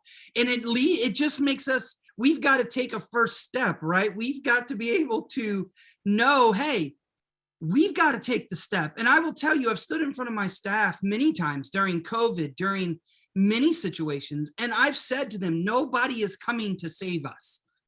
We are the answer, right? We are the ones that are here making the impact every single day with our students. And so there came a time in which I realized the escalator we were on was not the one we should have been on, and we simply just needed to walk. So I want to dig in a little bit, because I want to talk about this idea of change. And it is the public educational culture, and this is really related to the law of change of education, but to be quite honest, it would apply to just about anything when it comes to change. So we've got a spectrum or a continuum of people in any organization, whether it's education or not. We have those on the far end that you can see on the left side, that 5%, that the model is the mission. I'm not changing for anything, right? That this is exactly what we're supposed to do. And it doesn't matter if it's been 150 years, this is exactly what we're supposed to be doing, right? Then on the other spectrum, if you see there on the far right, guilty, like totally guilty of being this human being. I love change because it's fun. I think it's something that's necessary, and it's actually enjoyable. That sense of discomfort for me on pushing that edge of anything that I do is something that brings me a lot of motivation, I should say. Then we move to the other side, back to where that 10% is on the other spectrum. And we have a group of people that just don't prefer change. It's not that they believe what we always have done is working, but that they just don't, they're not into it. Then we have on the other side, we have a group of people that prefer change, right? And here's the powerful thing. For a bell curve, for you all know, the majority of any statistical data is going to fit in the middle, is where the majority, this is the normed in the middle. And we know that most people just want clear, concise, and compelling information to go, why do I need to change? What's the point? Tell me why, tell me how, tell me what, and then I'll make movements forward. And I think that's powerful. So if I were to, and this will not work on Zoom, and that's okay because I've come up with an alternative way. If you were to rate yourself on this continuum of change, the model being the mission is number one on that far end of the spectrum. Give yourself, put a number one in the chat. If you prefer no change, 2. If you're in that middle, just tell me what to do. Give yourself a 3. If you prefer change, give yourself a 4. And if you are like me, a 5, like bring on the change, because it's really important to know. If you look statistically as the numbers scroll through, statistically, you're going to stand in there. I always look for the 5s because there's normally only a couple of us that actually enjoy change. So, oh, we got a 10. I've never seen a 10, which would be a double 5, which mean like I change because that's just, I change every day because it's fun. Nonetheless, thank you for your vulnerability and sharing those numbers, because I think it's important to know. It's important to know who we're with and the group in which we're collaborating with on this day of professional learning. So let's dig into the law of change, and let's dig into it in the concept of where we are right now, because we have experienced some major change. There's always going to be change, right? But I would say 2 years ago in January, about this time, to be honest, many of us were just cruising along, operating in the status quo, which I will tell you isn't always the best for everyone. But nonetheless, it was just cruising along in the status quo. And then what we know about change is something happens, right, to invoke change. Either outside forces or internal decisions disrupt the status quo. I don't know if you all have heard of the thing called COVID, but it has absolutely made an impact on a lot. Every sector, every fiber of any sector has been impacted by it, especially in those early days. So we were cruising along, and all of a sudden COVID hits, right? And it changes how we look at things. Then we hit this zone of disruption. For an educator, and I can only speak from my perspective, I know you all are in different sectors and different fields, but nonetheless, change occurred. That disruption happened. We hit this zone of disruption where we had no idea what was going on, what we were going to do, right? There was trying to figure out how we were going to handle this personally, professionally, all kinds of cross sections of how we were going to manage this. Then there hit this time when we started going, okay, this is what we're dealing with right now. We've got to make some adjustments as educators, as any provider, right? Any social service provider. You saw the videos, at least I hope you did, of people stepping into spaces for other human beings, humanizing each other and going, okay, teachers going to kids' homes to deliver things, teachers going to homes to sit down on the front stoop of a porch and tutor a student who was maybe struggling. Those things were happening, and we began to adjust. Now, here's what we ideally in a statistical world want it to look like when we talk about the zone of adoption, but let's be real. This is actually what it really felt like, and to be honest, continues to feel like in some spaces, right? So that's what it really looked like, but we want statistically to think, oh, it was just an easy transition. No, it absolutely was not, and it continues not to be. Is that we actually have to go through this trial and error and figure out what in the world are we doing. But I can tell you that we did hit this zone of innovation, and we continue to be in it. It's hard, you all. As an educator right now of over 15 years, this is by far the most complex, challenging year I've ever experienced. And I think we have to validate that, but we can't live in that space of saying that it just is what it is and it's never going to get better, because I truly do not believe that. I feel like we're in the space of some opportunity right now to make some major paradigm shifts. So we then hit this zone of innovation, which I think has been remarkable, whether it's children utilizing tools they've never used before, teachers utilizing platforms they've never used before. Let's be honest, you all, I had 5-year-old kindergartners using Teams, Microsoft Teams, proficiently, just as some CEOs of companies couldn't utilize it proficiently. You all saw the video of the lawyer that turned himself into a cat. At least if you haven't Googled it, it'll give you some great joy, where adults didn't know how to use platforms that now our kids are becoming proficient in. There was a lot of opportunity innovation. Was it ideal? No, but there is opportunity there. And so we have this opportunity to move through these two sections when we're talking about change. We have to evaluate the cost of change. Is it worth the time, talent, and treasure to get the benefit, the results? Is what we've always done, is the cost of what changing what we've always done going to benefit? And the answer is absolutely yes. Because my school has been in a transformation for several years, we've been able to see these opportunities and these benefits of change. And I cannot wait to dig into those to tell you about them. But there is also this this serious concern that continues to plague education is that after the disruption, there is a potential of coming back below where we were, in a different place, in a substandard place, in a place in which sets us back. And in some cases, that's where people are wanting to focus. And that, to me as an educator, is not where I'm focusing, because I feel like we are in the midst of a lot of opportunity to shift things forward. We have to make sure we're in that disruption. We do not want to get back to normal, because, be quite honest, normal wasn't working for a lot of kids, especially the kids that I get the pleasure of working next to every single day. Their pre-COVID life experiences were certainly not working for them and their families and many of those in our community. But that's where most people who it was working for want to get back to. So we've got to understand that there's going to be a process, and we're in that process. And the ultimate goal is getting into that zone of innovation, especially when it comes to the social and emotional health of our kids, not just the academic outcomes. So the next question I want to ask you is, as we transition to, this is what change looks like, this is the process, this is where we are. I just want to know, what is your job or role to support kids? I don't even want students to be put up there. I just want to say, kids, what is your role? What is it that you do?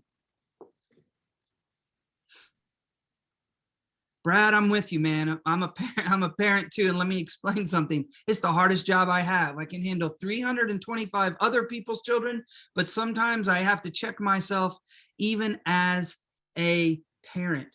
I love that we have parents and grandparents and therapists, family advocates, those who work with parents, elected officials. So glad you are here.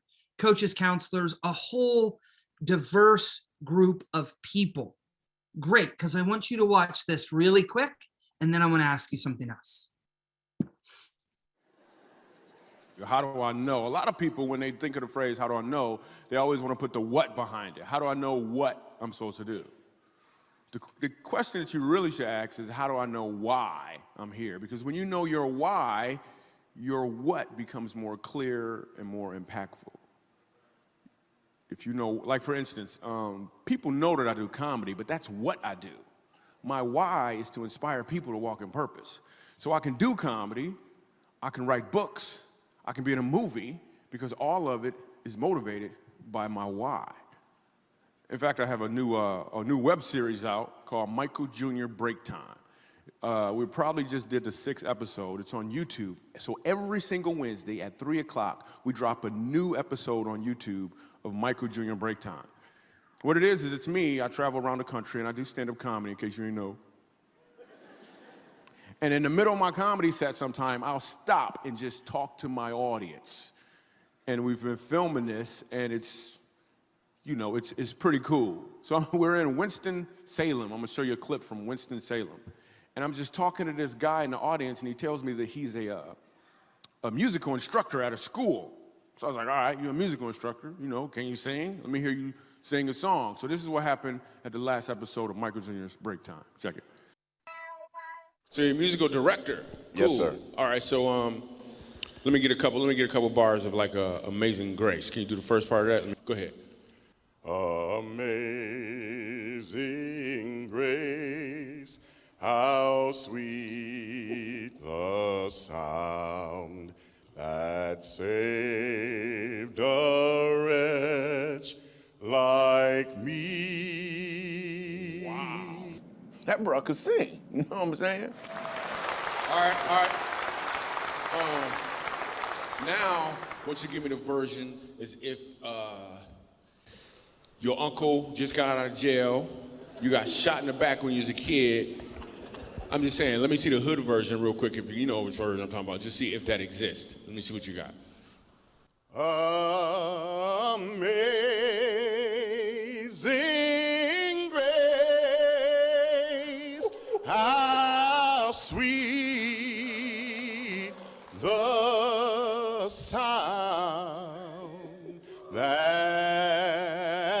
saved a wretch like me.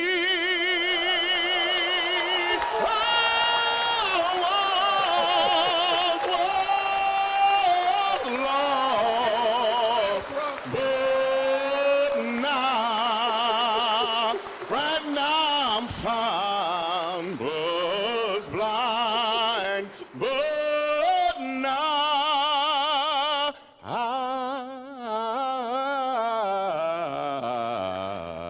I see.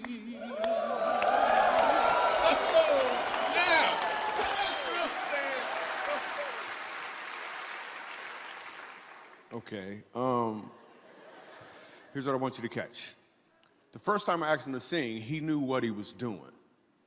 The second time, he knew why he was doing it. When you know your why, your what becomes more impactful because you're walking towards or in your purpose. So I asked you what you do. How do I know? A lot of people, when We're they not think gonna of the watch that phrase, how again, do I although know? I can watch that about 10 times a day. Now I want to know if you are comfortable putting this in the chat, or if you're in person in Davis County, I want you to just talk to somebody next to you very quick. Why did you choose to do what you do? Why, of all the things that you could have chose to do, why the choice you made to do what you do?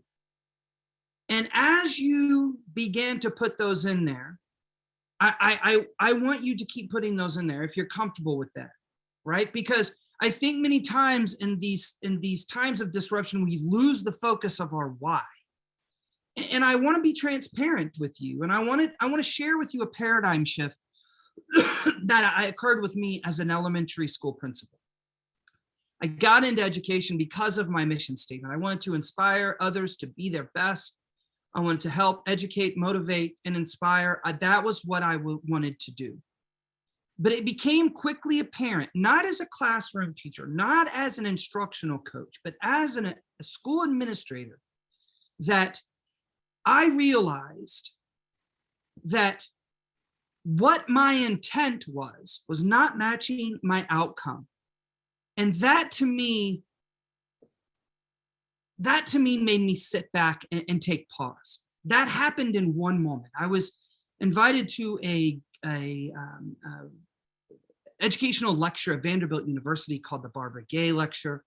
There just happened to be a neuroscientist there, as well as an assistant principal in elementary school. And they began to talk about these things called ACEs, which I hope and assume now you all are fully aware of what ACEs are.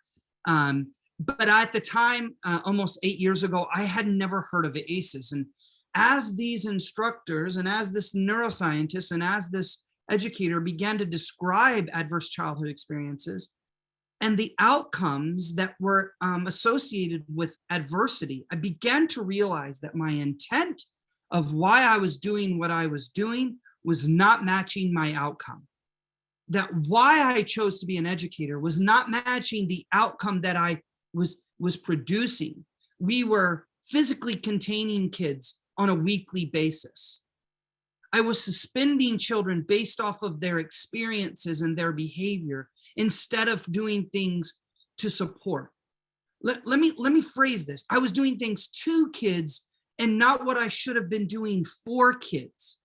What I realized very quickly is that my intent had to match my outcome in order to get the impact that I was searching for, that I was aspiring to do.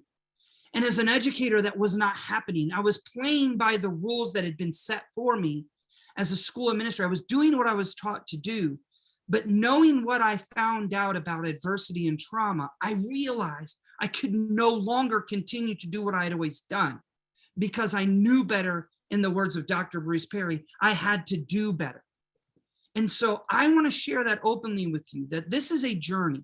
What I'm sharing with you, I have not always been a trauma-informed educator.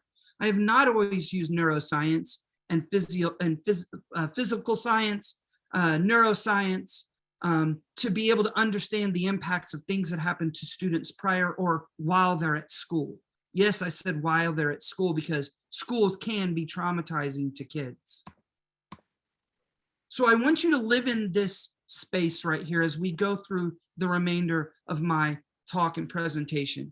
I'm a huge Stephen Covey fan. He's created the 7 Habits of Highly Effective People.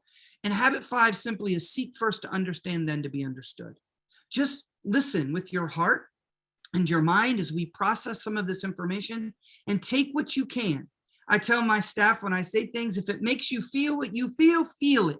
Just know what you're feeling and be able to process that, because it's important to know those feelings are tied to something, right? And we've got to understand why we feel the way we feel. So I'm going to show you an image, and I want you to put one word in the chat. What feelings are invoked when you see this graphic? Okay? I'm going to leave it up for about 10 seconds because I really want you to look.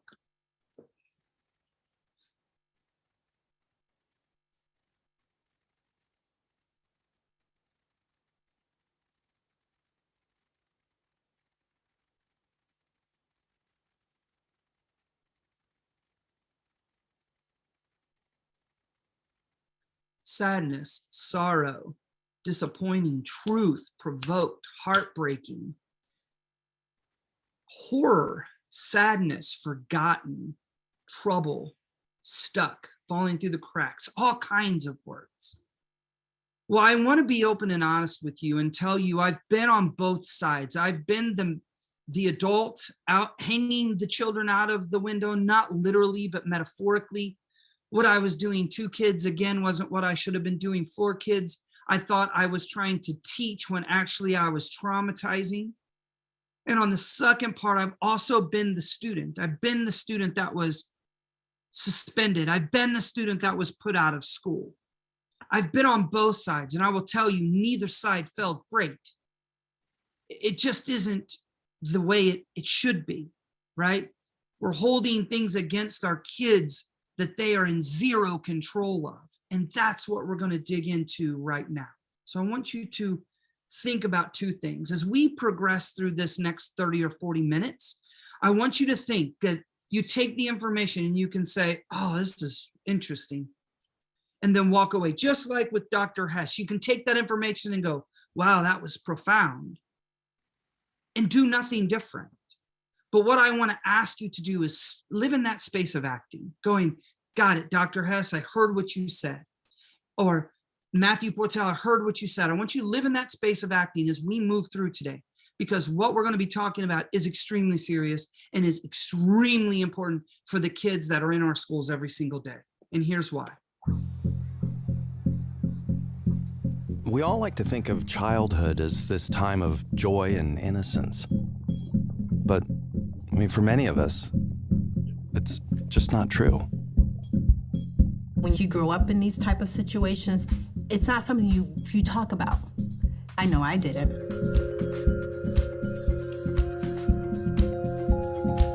The first thing that we found is that adverse childhood experiences are common.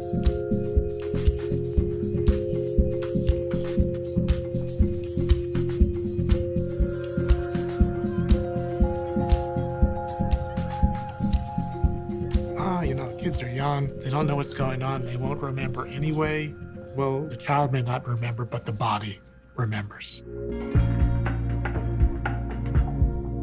There was this incredible gee whiz effect. You mean adverse childhood experiences cause heart disease and lung disease and liver and cancer? Exposure to trauma affects children's developing brains.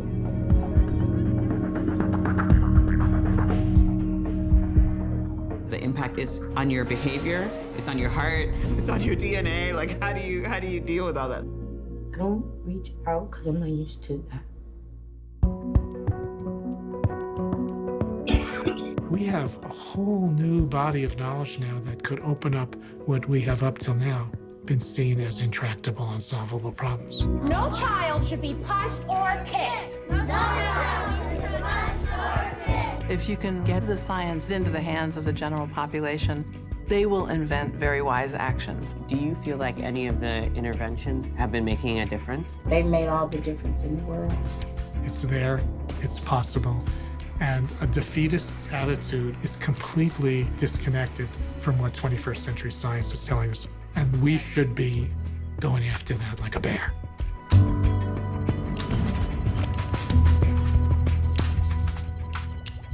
Marcy, I'm so glad you said that because I was hoping that would be the case. The health department has a copy of this documentary. Ours does too.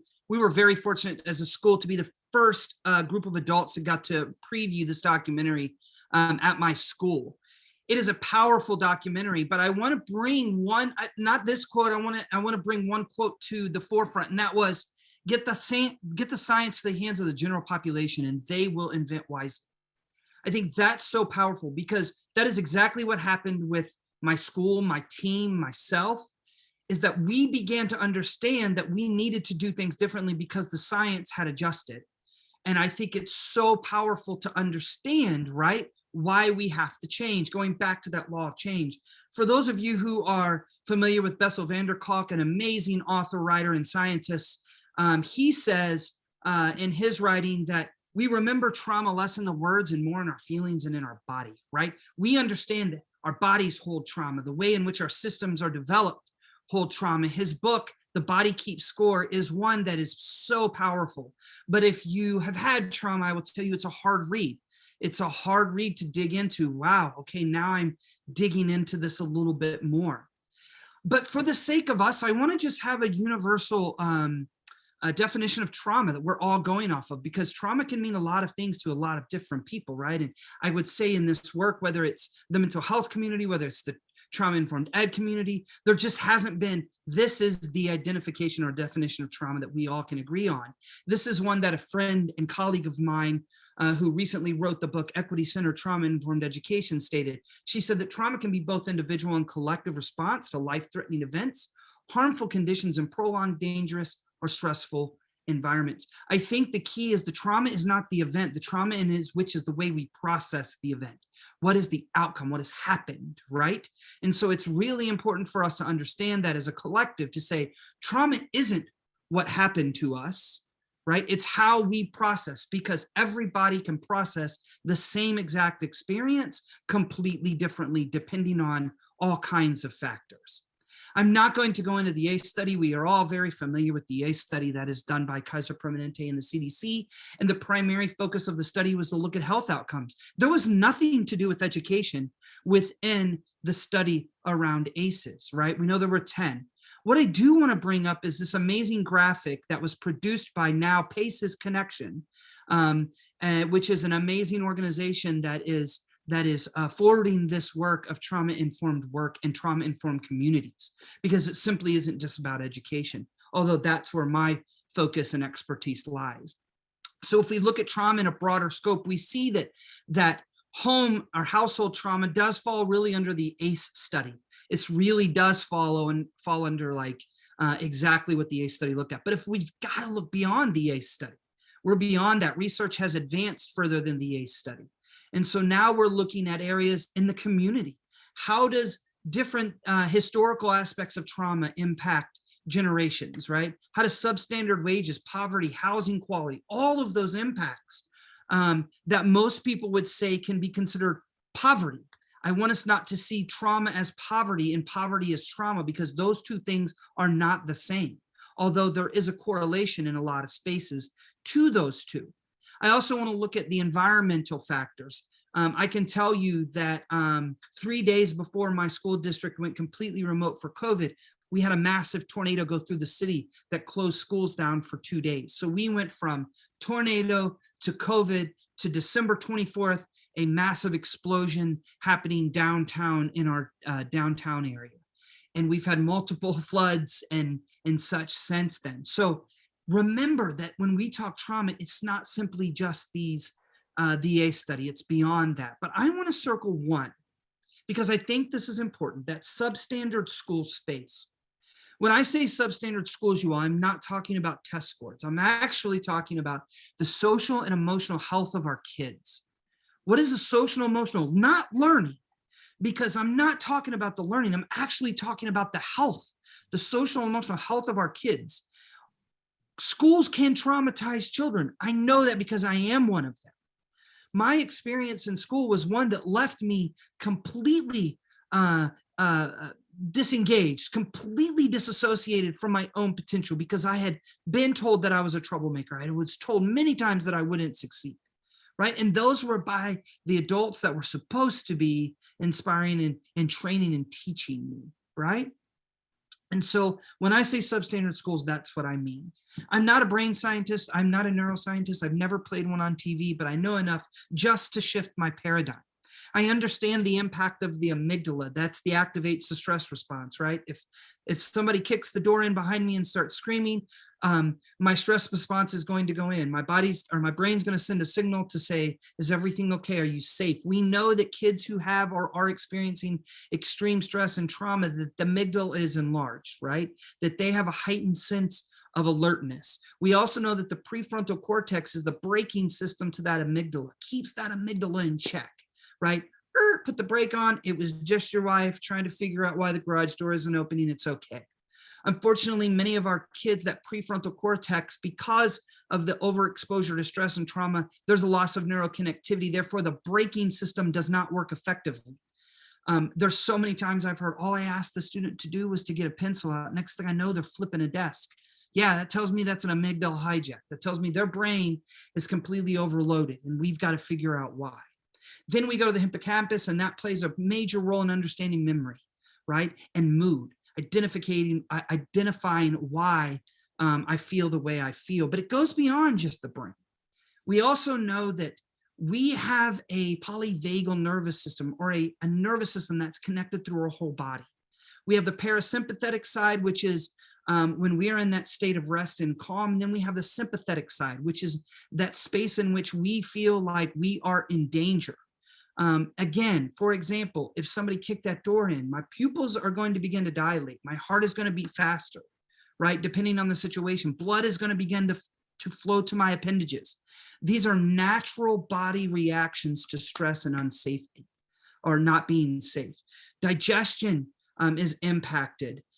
These are responses that we know physiologically our bodies go through. I don't know how many times I've heard students saying they have stomach aches, but it's just not something that can be treatable. That is stress. That is a body in a state of sympathetic, right? Being in that digestive system of struggling because the body is in a full throttle state. And so we understand that these traumatic experiences impact not just the brain, but also the body. And as schools, we've got to begin to understand and know what to do with that. We also know that trauma is not destiny. There's some kids that are just susceptible more than others. And adults other than caregivers can be that buffering role. This is not brain damage, you all. It's not brain damage. I hear that used all the time. The great thing is brains are malleable. We can adjust brain development over time. And at no time should we think that interventions don't matter, because that is not the case, right? That is not the case. I'm not sure what's going on with my camera, but that's okay. I'm going to keep going. For some reason, it just shut off and I can't get it back on. So we also know that safe, stable, nurturing relationships and environments make the greatest impact. We know that that makes the greatest impact, and that is at home, in the community, and at school. So that's where we must be putting in our efforts. Now, how is this connected? I will say that trauma-informed education is the lens in which we look, right? It's not something that we do. It's the lens in which we operate. So if you look in the middle, you'll see the castle 5 core competencies: self-awareness, self-management, responsible decision-making, relationship skills, and social awareness. We have to build these skills within our students through the lens in which we operate. We can't simply just tell kids to be self-aware and self-manage and to make responsible decisions and to understand the complexities of relationships, right? So we've got to understand the alignment to why trauma-informed education and social and emotional development are aligned. I will also be proud to tell you all that you're going to be the first ones I get to tell that I am actually writing a book on just this topic. And I just got a contract this week. And so I cannot wait to get this more into the world, because it's an alignment that we must have. Again, it's those core competencies, right? So you can act or accept. I want to tell you this quote resonates with me because it is so important that I love Angela Davis when she said this: I'm no longer accepting the things I cannot change. I'm changing the things I cannot accept. And that is exactly what my school has been set on a journey to do. And it's because these amazing human beings, you all, this has nothing to do with me. It has everything to do with the people I get the honor of working next to. It's harder right now than it's ever been, but these amazing people, even right now, while I sit in my home recovering from COVID, talking to you, they are in my school rocking for kids every single day. For the sake of time, I'm simply, we are Fall Hamilton. We are a Leader in Me Lighthouse School. We do teach the 7 habits of highly effective people to kids. There we are located. We're located in the south of the city in the midst of some of the largest gentrification of our city. We are one of the hottest real estate hotspots in Nashville. Unfortunately, that doesn't bend well for my students because my students, the majority of them live under the poverty level and are being pushed away from our neighborhood. The good news is the parents continue to find a way to get them back to our school. And we do choose to act. For the sake of time, because I do want to get to a couple more pieces that I think are important, I will try to, at the end, put this in the chat. This is the Edutopia 8-minute video that they did on Fall Hamilton. It's a case study.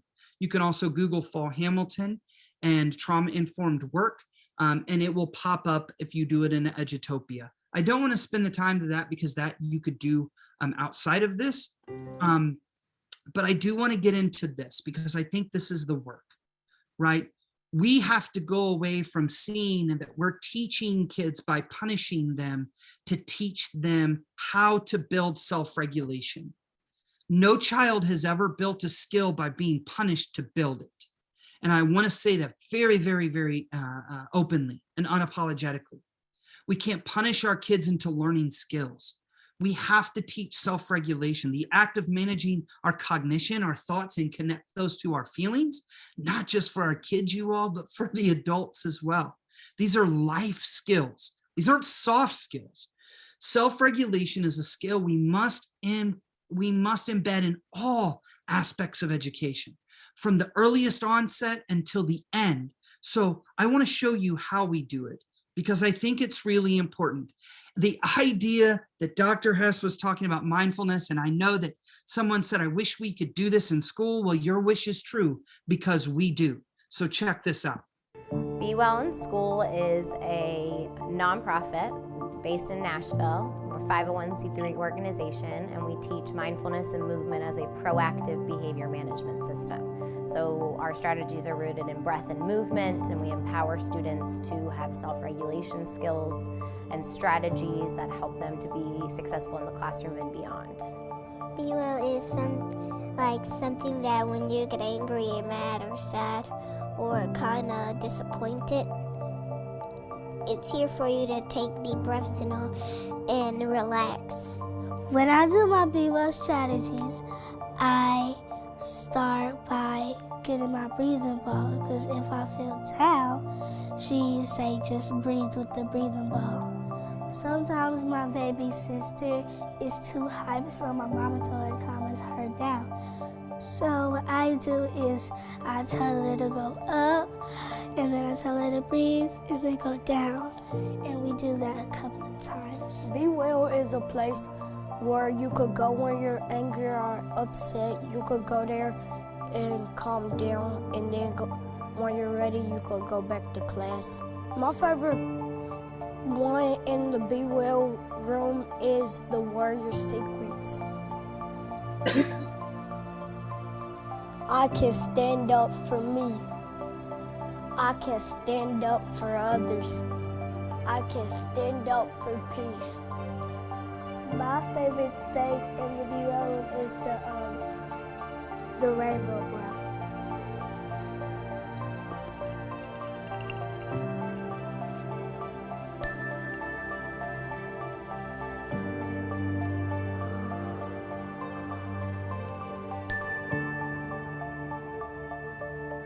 When I do my poses and breathe, it makes me feel happy.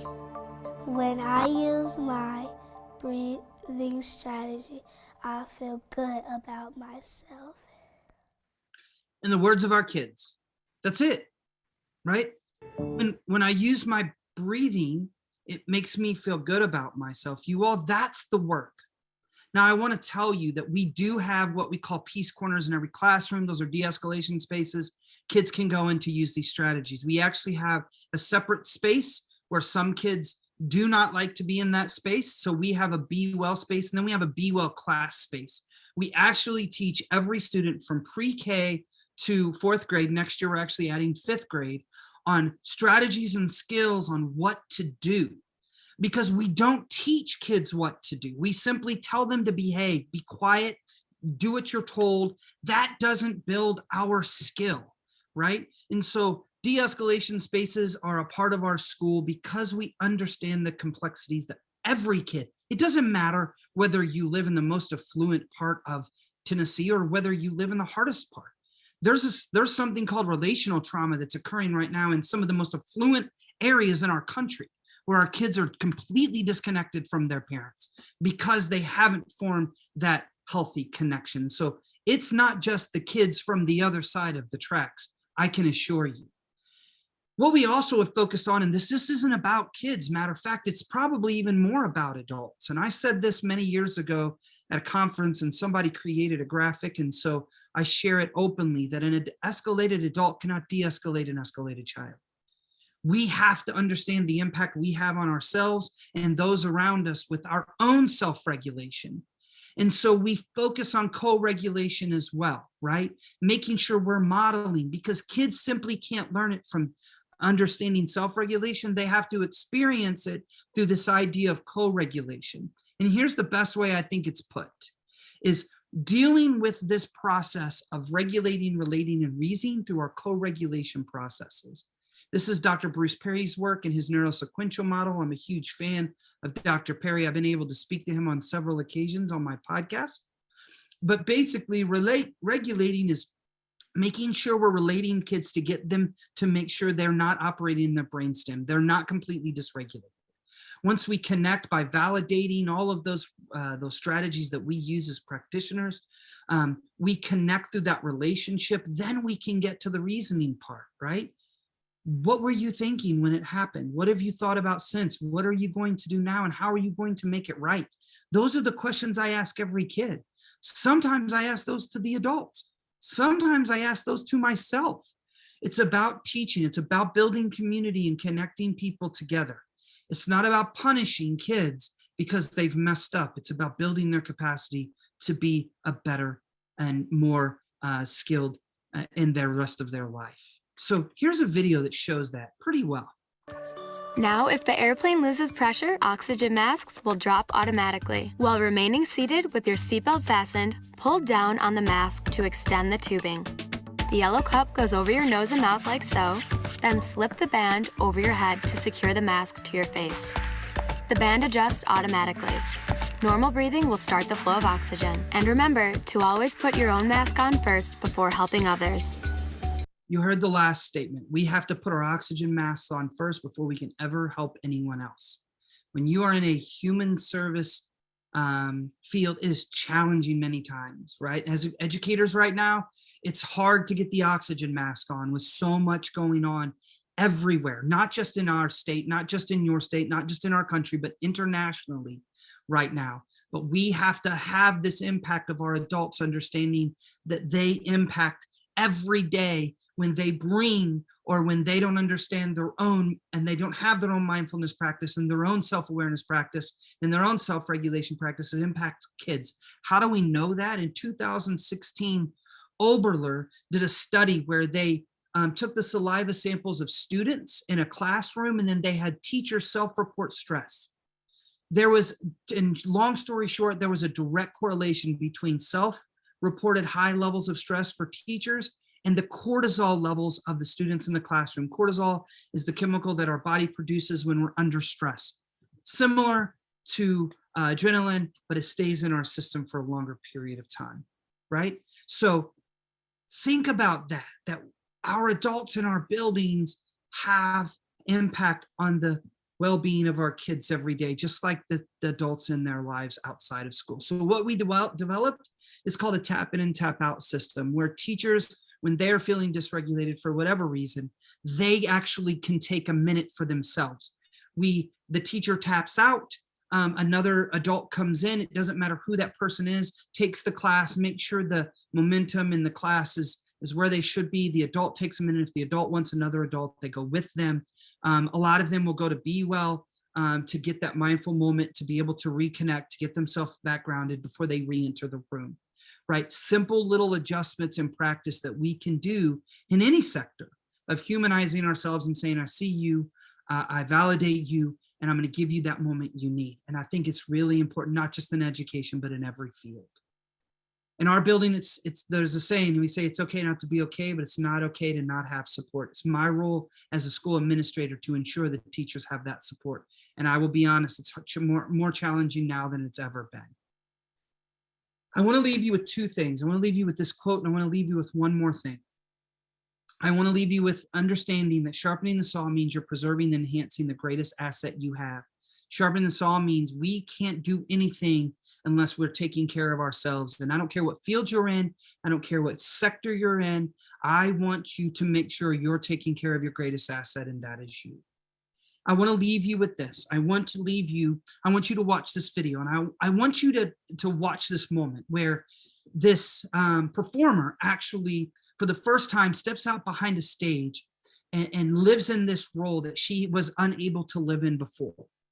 I want you to see when that happens, she actually reaches for the hand of someone else as a co-regulation space where she was feeling so big of emotion that she reached for a co-regulation with another adult in this room. And then I want you to picture, and I want you to think about the child, any child, the one child that you have worked with that still sits right here. Whether it was 10 years ago, 20 years ago, yesterday, it doesn't matter. And I want you to imagine them saying these words in front of you, because this is ultimately what I want every kid to leave Fall Hamilton saying. So watch this.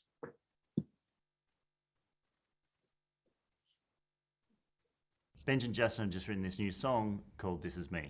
And we knew that it was going to be the anthem of the film, but no one had heard it before. And no one had heard Kiala sing it live. Kiala, who I didn't even want to come out from behind the music stand. I didn't. I kept saying to her, just step out, because this is your moment and you have to step out into the ring, metaphorically, because that's what you're doing, and you got to stand right there in front of everyone and just belt this out. And I didn't want to. In fact, I stood behind that music stand Yeah. until the day of that presentation. There was a moment in the song that I actually was so scared that I had to actually grab Hugh's hand so that I had somebody to hold on to. And then we got to the end of the number, and all I remember is just deafening applause. It was a sort of otherworldly experience. It was one of those moments that will stay with me the rest of my life. Unfortunately, we filmed it. I'm not a stranger to the dark. Hide away, they say, 'cause we don't want your broken parts. I've learned to be ashamed of all my scars. Run away, they say, no one will love you as you are.